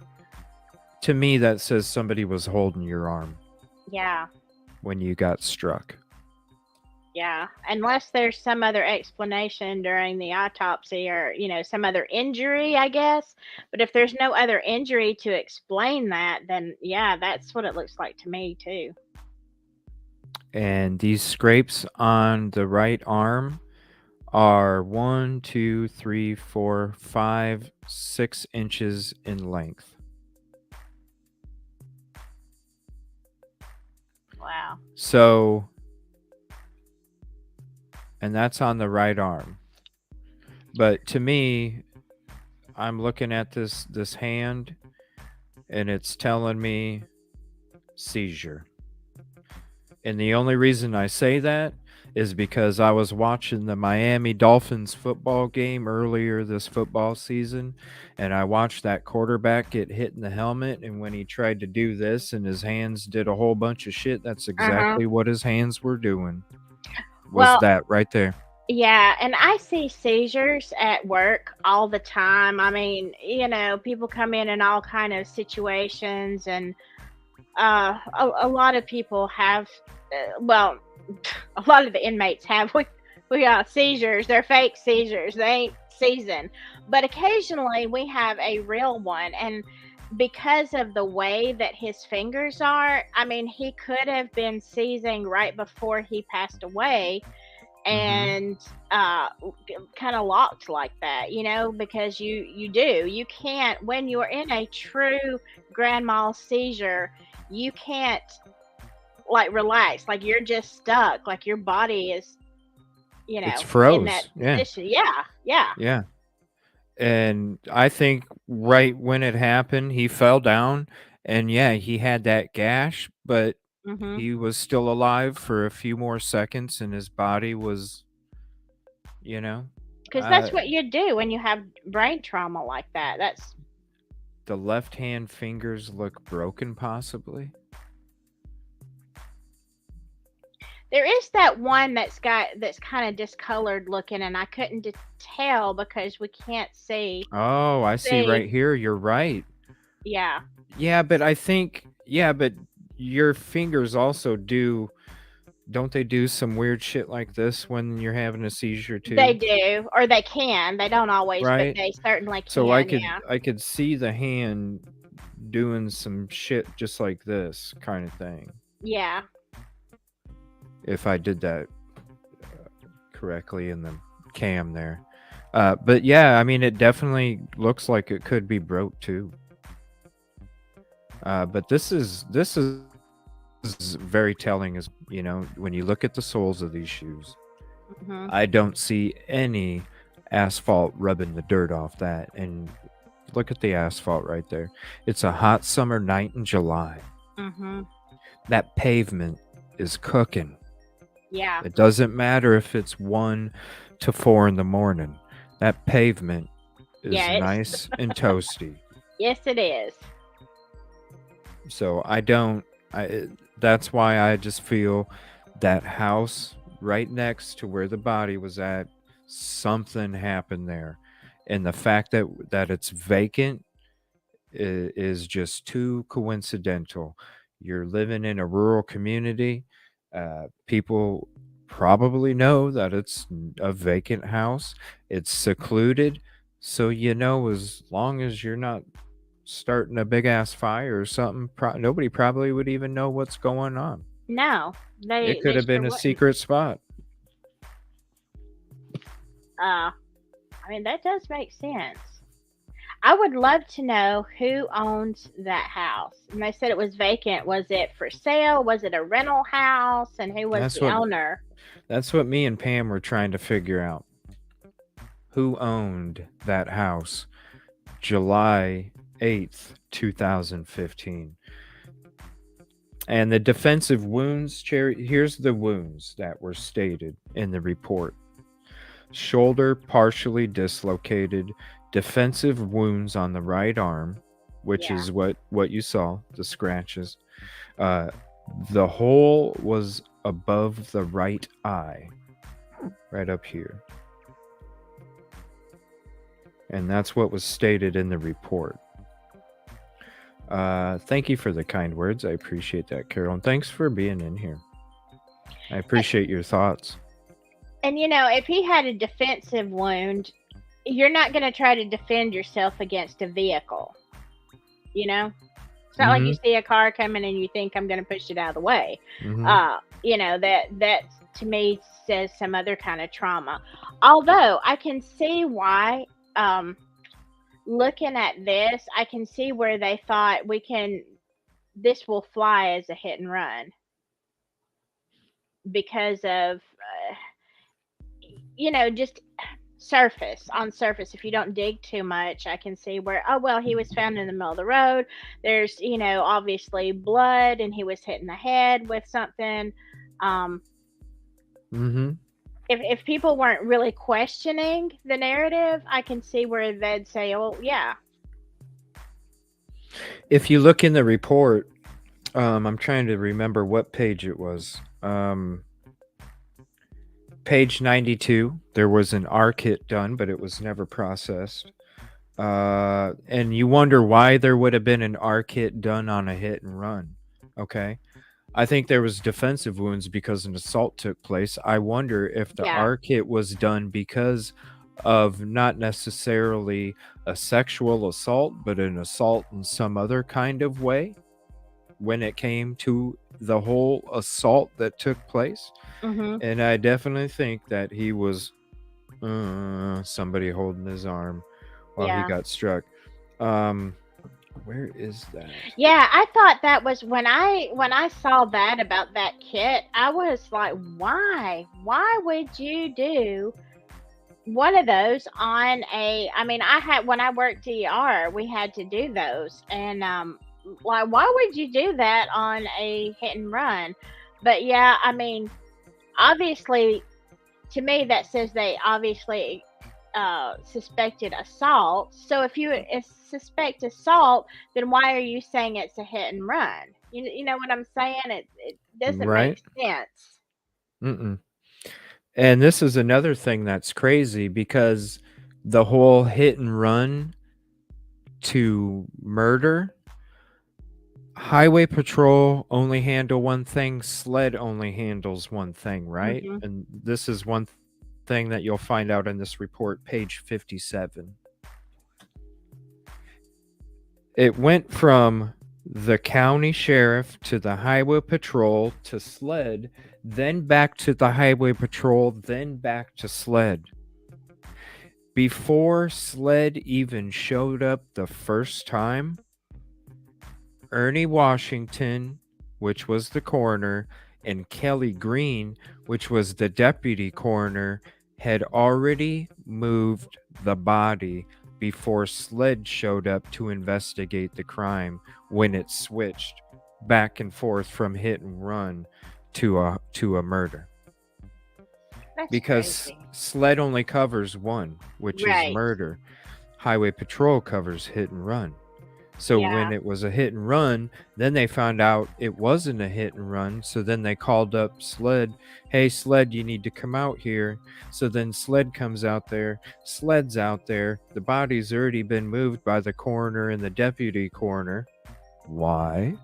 Right. Then SLED gets informed that no, it's back to a hit and run. So then they hand the case back over to the highway patrol. Then they leave, and then they come back because then the highway patrol saying no, it's not a hit and run, because they kept getting told it was a hit and run. These LE were really trying to investigate this as a murder, not a hit and run, and they kept getting told no. Imagine that. Yep. Yeah. So that's page 57 if you want to see that in the full report. Yes, they moved the body before SLED initially showed up to start investigating the crime, which SLED ended up being the people that were ultimately supposed to investigate it anyway. Mhm. So the whole, you got people, it's this, you got it switching from here to here to here. You got the attorneys contacted parents while they're sitting there waiting to ID the body. They haven't even Yeah. ID'd the body. Yeah. You have all these different theories and players involved. There's so much confusion. There's so much switching hands. Chain of custody missing. Phone mom can't unlock even though she's supposed to. Like, who knows? So, I'm just hoping that, with these two, the Kenny Kinsey, Michelle Dupree, and the people that are involved, I'm happy that it's a 10 out of 10 for him. I appreciate Kinsey's passion because he's like, I want to not only have the truth out there, but have it to where somebody can actually come forth and say, yeah, this is what happened, then they don't have to feel the threats, and they don't have to feel like they Right. can't say nothing. And thank God there's a reward, because usually people are only able to offer 5 or 10,000, and the fact that they're offering 35, I'm thinking they're playing a really great chess game, and I hope they really do win, because it Yeah. sounds like they got the right people on this case now. Yeah, I sure hope. And Pam just said they even tried to blame Sandy's family for Maggie and Paul. Is that, I assume, retaliation? And I think there was it Alec or somebody tried to say it was from the why can't I think? It's brain freeze. The girl, the girl that died in the boating accident. Oh, Mallory. Mallory. I started to say Mallory, and it didn't sound right. But yeah, I've heard both, that the Murdochs tried to say, oh well, it's these people because they think we're responsible.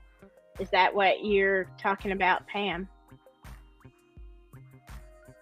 Oh yeah, McMillan is very close to. See, it gets very convoluted because there's so many what ifs, but then you keep going back. The one thing that you take all these rabbit trails and you go all around, but the one name that does keep coming up over and over and over is Murdoch.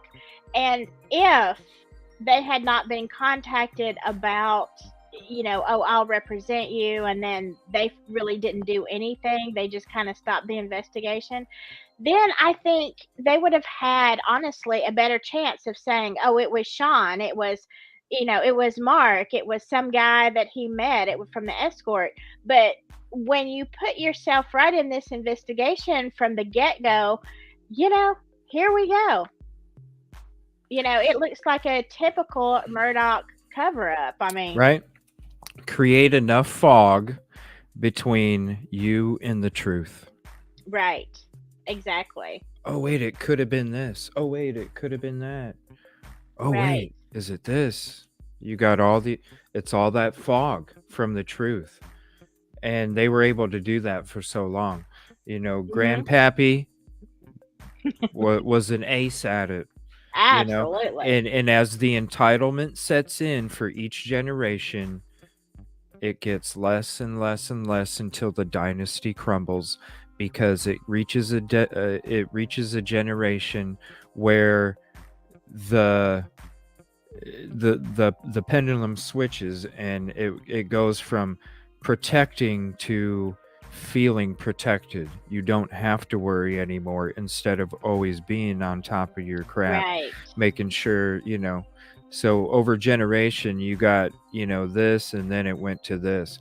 And, I think, like they said, after 2 weeks of starting the investigation into Megan, within 2 weeks, they had something to reopen the case. And I think it's going to happen. I think it's going to happen quick. And I have a feeling that when they find out who did what, and I think they will, and I think when they find out who did what, I don't even think it's going to be a trial. I think it's going to be a confession, and I think it's going to be closed plea deal. Yeah. Here's the answers. Here's everything that came out. This is what led us here. This is how we got connected. But yeah, it definitely smells like a cover-up. Even this Daryl stuff, we're just putting smoke out there. Yeah. I think you're right. I think because of public interest and the new autopsy and all that, I think you're right that there will be a confession.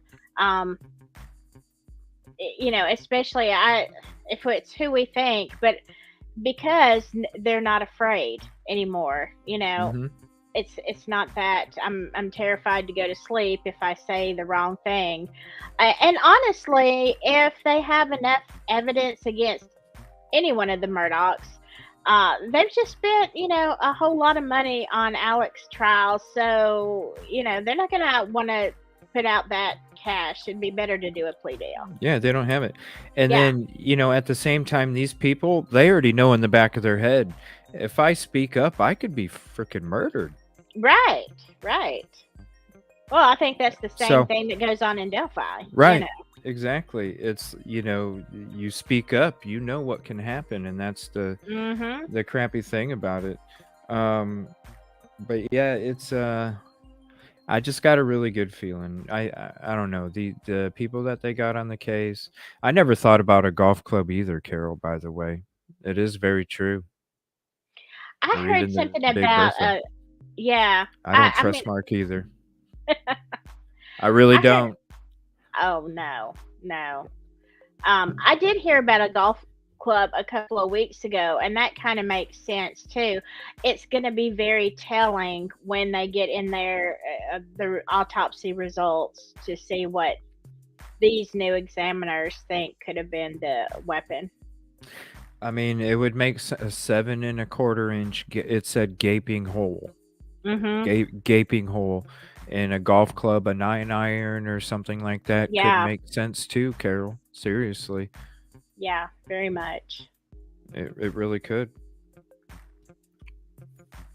And it's not like the Murdochs didn't have those at their disposal. Right?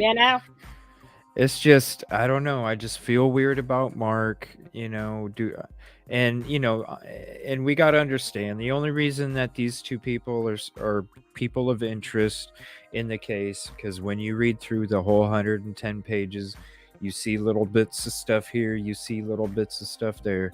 But the only thing that Ellie can really go off of right now is what's in the report on page 28, and that's Daryl stating that Patrick told him that Sean hit the vehicle. What I think, really, in my opinion, is going to take place is they're going to find out that this hit and run story isn't real.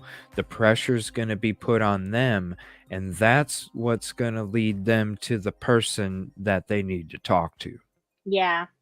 And I mean, I can see why they would easily think, oh, well, we're, talking about smoke screens. Oh, well, we're going to, coerce Patrick and Sean and, implicate this whole thing and leak this story, because Sean and Patrick were friends with and in the friend group with the Murdochs. Right. So, I mean, how would it be if they said, oh, okay, well, we're going to blame you for this, whether it was the boat accident or something else.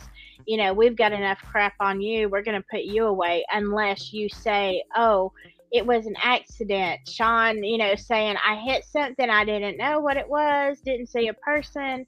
The most that he would get out of that would be manslaughter. And, they could, how they will and deal. He might have gotten 10 years of, probation. Well, this is what I think. So you have reports of people in a truck harassing him at a gas station. Yes. You have, if you go into a lot of the audio, if you go into the interviews episode, where there's audio interviews that we went over, there's somebody named Xavier. Yes. There's Sean, not in the interview. There's Sean. There's Patrick being named.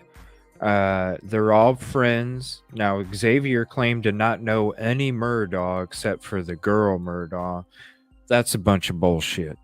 Okay? Oh, yeah. You were friends with him on social media, even. Yeah. You live in a small town. You fucking know what... You probably know what his favorite burger is. You know what I'm saying? So, I think these guys got together. Mark claims that when he was talking to Steven, he heard muddy tires driving down the road and dogs barking. I think there was dogs in the back of a truck. I think there's a bunch of people in the truck.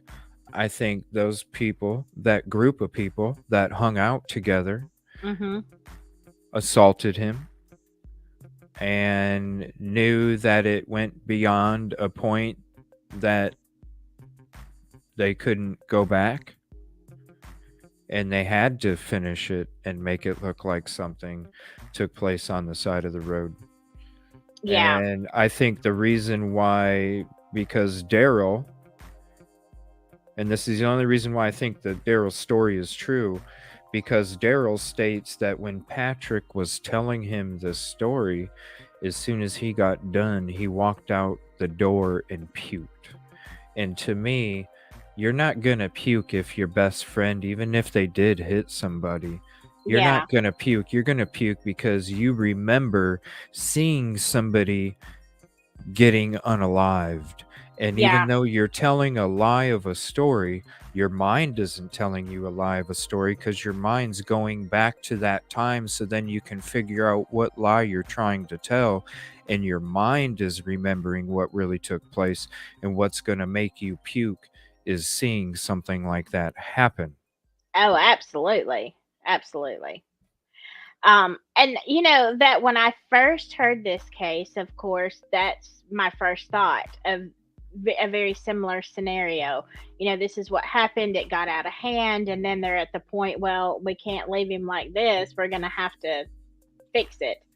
Um, but then, but then all this other stuff comes up, and all these other theories, and all these other potential things that happened. You're like, geesh, I don't know.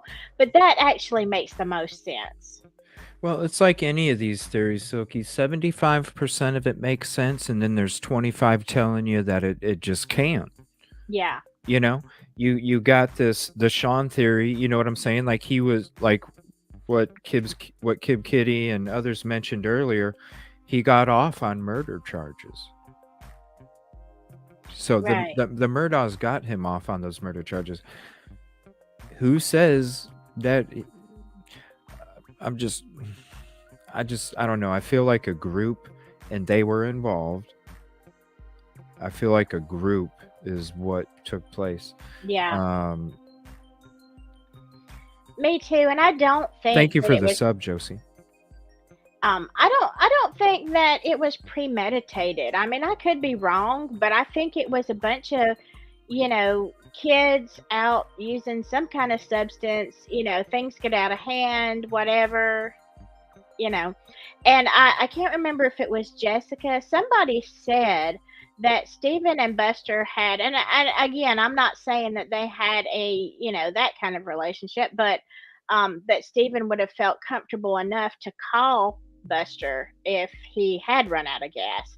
Now, of course, I've also heard the theory that the whole out of gas thing was staged, you know, and that's what Randy Murdoch was doing out there, is making it look like, oh, okay, he ran out of gas, he was walking down the road, and accidents happen, whatever. That's why I think it was if he didn't run out of gas, that's why I think it was a meetup spot anyway. And your theory or your thought, I agree with, because when I first started wondering how something like this took place and why the vehicle was found with the gas cap the way it was, Mm-hmm. I initially thought siphoned gas to make it Yeah. look like the car ran out of gas. Yeah, because who takes your gas cap off if you're not putting gas in right at that moment? Why? Like, you can't look in there and see if it's out of gas. You can't see Right. nothing in there. Why would you take your gas cap off? Mm-hmm. Exactly. And I've ran out of gas before, and the only time that I've ever taken it out was just to be polite. So when somebody did show up to put gas in my tank, it was already open. So all they had to do was walk up and put it in, or hand it to me and I put it in. Other than that, you're not opening it up to check for gas. Right. So And he- yeah, And his gas can was empty, so he clearly had not already gotten gas. So yeah, it doesn't make sense. mm-mm. I think it's just I think it was a meetup spot. It's just when you go up and down that road, Silky, and I went up and down the road on Google, there is no other asphalt cement patch on the side of the road up and down that road. Mhm. That's the only one. And to me, if you're meeting it's a meetup spot. There was reports of him getting chased through the woods that his mom and his sister Yeah. said in interviews. I bet you that was the spot. I wonder if that was the meetup spot for the meetup spot. I mean, it could have been. You know what I'm saying? Yeah. I mean, it definitely could have been.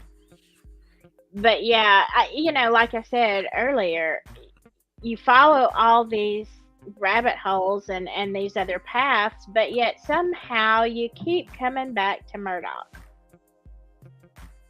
Yeah, and that's it. Just I don't know.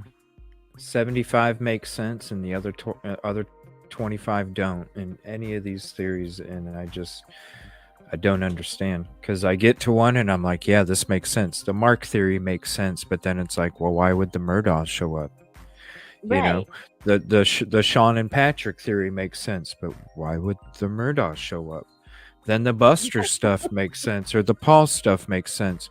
Yeah. But then it's like, well, then, okay, like it just.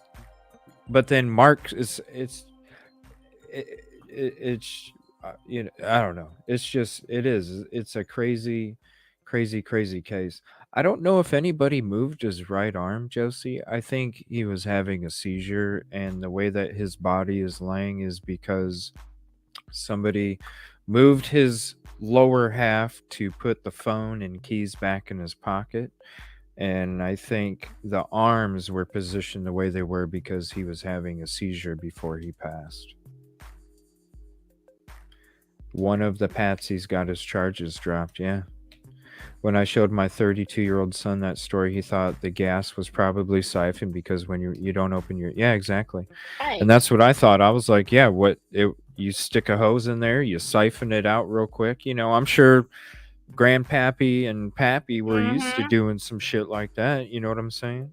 Right. Hell, you can go back to the grandfather's wife, how she mysteriously died. It goes, look that one up sometime. How Mama Murdaugh passed away because she was about to get a divorce from Pappy. Yeah. And then all of a sudden passed away. I either read an article or watched a video. I can't remember which one it was, but it traces from the great whatever grandpappy that started the law firm, and oh my goodness, the drug trafficking and the drug connections all the way down the years. It's like, good Lord. It goes way back. Yeah. And of course, I'm sure if you're trafficking, then I'm pretty sure that there's a lot of other crimes that go along with the nature of that business that have to be covered up, which I'm sure they did for generations. And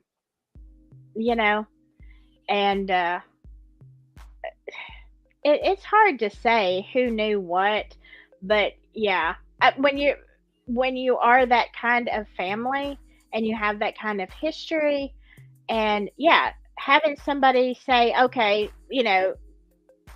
senior Randy, come out and say, okay, this is the situation. We have a boy that has been unalived here, and well, what can we do? Well, his car's over here, several miles away, but what we're going to do is we're going to make it look like.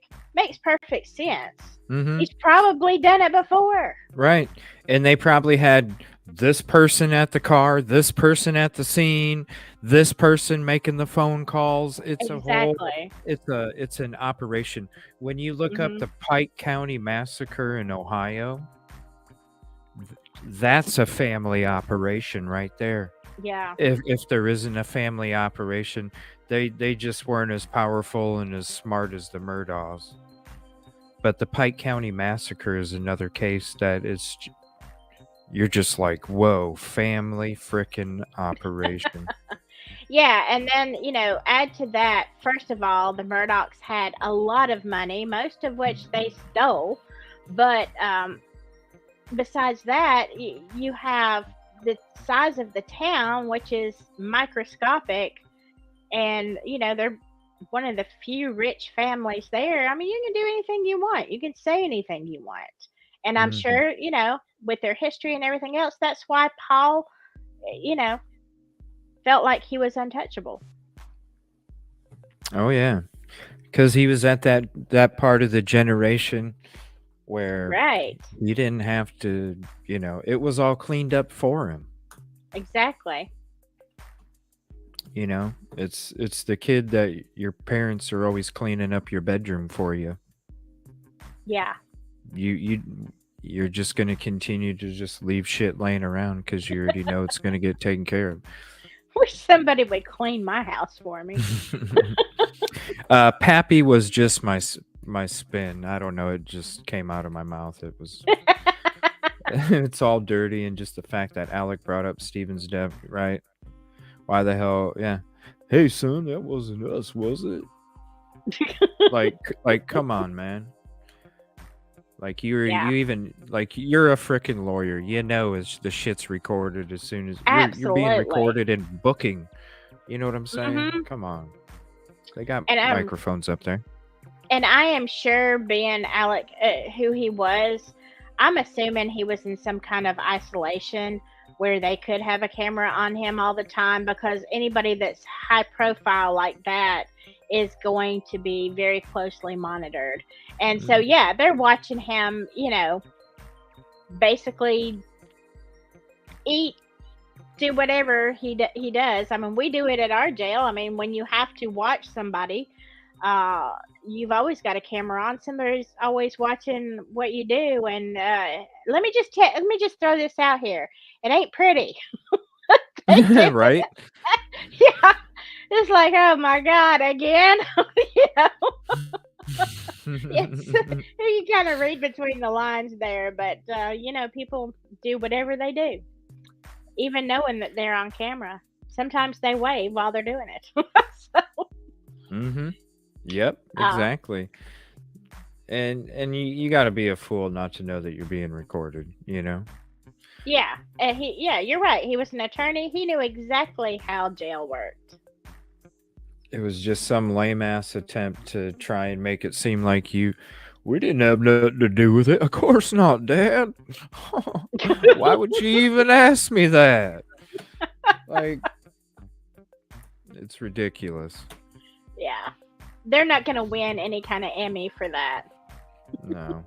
So it's just, no matter what these theories are, why, and you, Sandy Smith even said it herself.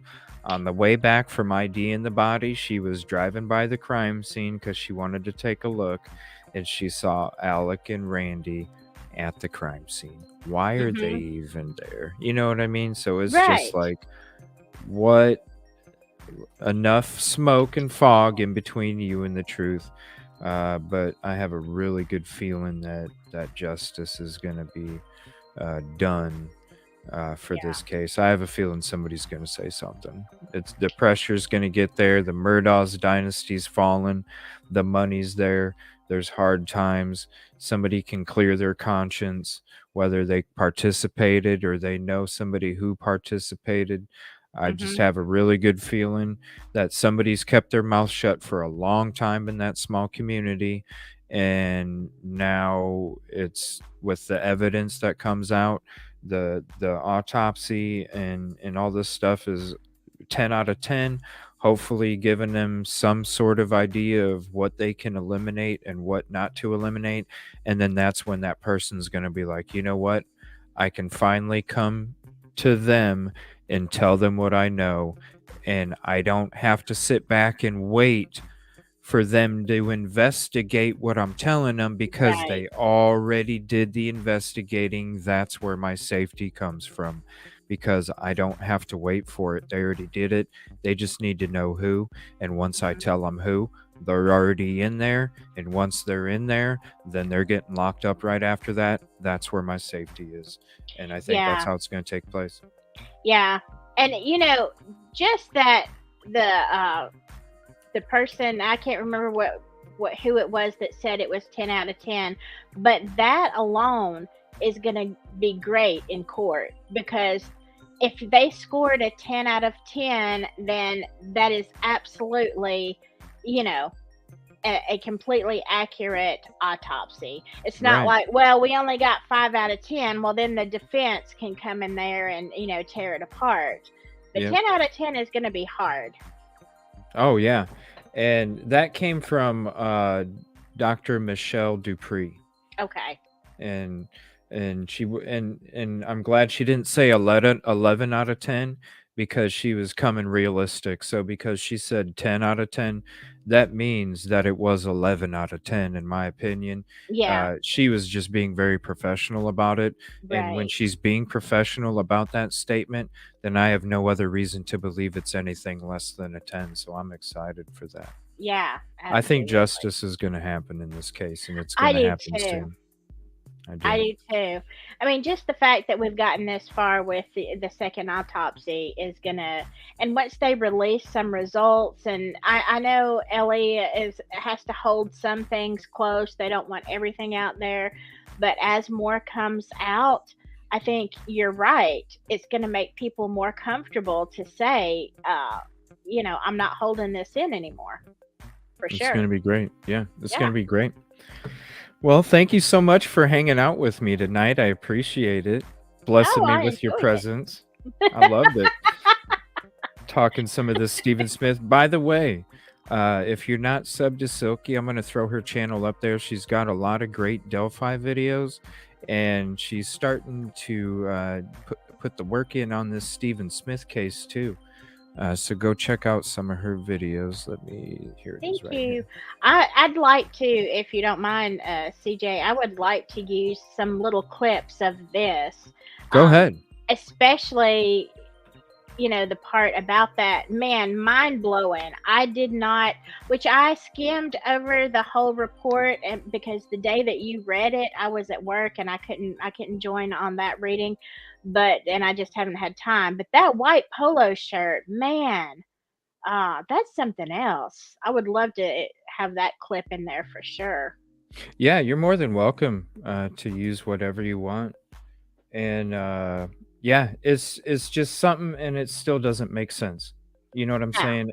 It's just that's the biggest question I have is where did this white polo come from, and why is the person that claimed they saw a white polo is the same person that dealt with that cell phone first? Mhm. It's too coincidental. So I don't know who this Singleton person is or what else, but I don't know. Just something seems really freaking weird. And I put in a lot of hours on this case and never read, researched, came across anything other than a black t-shirt until I seen page 98 on that report. Yeah. And if Randy was there, like everybody says, then what if there was some DNA evidence on that white shirt, even if he wasn't wearing it? Whatever happened prior to that? Was there DNA evidence, and all of a sudden that shirt went poof? That's what I was thinking when I first read that on the report. I instantly thought, because I thought there was an assault that took place at that property, I instantly thought somebody who was doing the assaulting, their DNA ended up on that white polo. Yeah, that's what I'm thinking. So it'll be interesting for sure. Yeah. Well, thank you so much. I appreciate You're you. welcome. And if Anytime. you need any links to any of the stuff or whatever, just let me know, and I'll send them to you, so you can Yeah. have them as well. And I appreciate you covering this case too, because there's not a lot of people talking about it and haven't been talking about it, and it's just such a crazy case. I just need to put. I feel like I need to put a lot of work into it just because it's so crazy and there's not much. Now there is, though, the last few weeks, but Yeah. before that, there really wasn't. It was all Murdaugh. Right. I know. I'm excited too. So yeah, the louder we, like I say, with Delphi and Flora and everything else, the more that we, yell about it and bring it up, the more attention it gets, and the more pressure it puts on people to do their job. Mm-hmm. And the right thing is gonna happen. That's Yes. for damn sure. Absolutely. Well, thank you for having me, CJ. I always love to be on your show. I always tell people, I love this. This is such a chill, uh, non-drama, no arguments, that kind of stuff. It's very refreshing. So I love to be on here. And I appreciate it too. And you're so kind and you're so thoughtful and you're such an amazing person and you have such a drive for these cases that you cover. And I appreciate your passion and your dedication to them because it's people like you.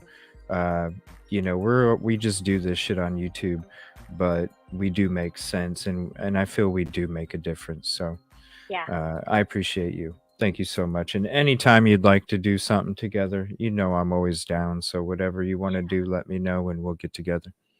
One of these days, I'm gonna figure out how to go live on my channel. I don't know anything about StreamYard. I'm like inept, but YouTube has said we really want you to do some lives. I'm not much of a live person, but I would love to do one or two, and I'd love to flip it and have you on if I can figure out what I'm doing. Yeah, just let me know. We can always do like an offline StreamYard or something where I can show you how. Tutorial.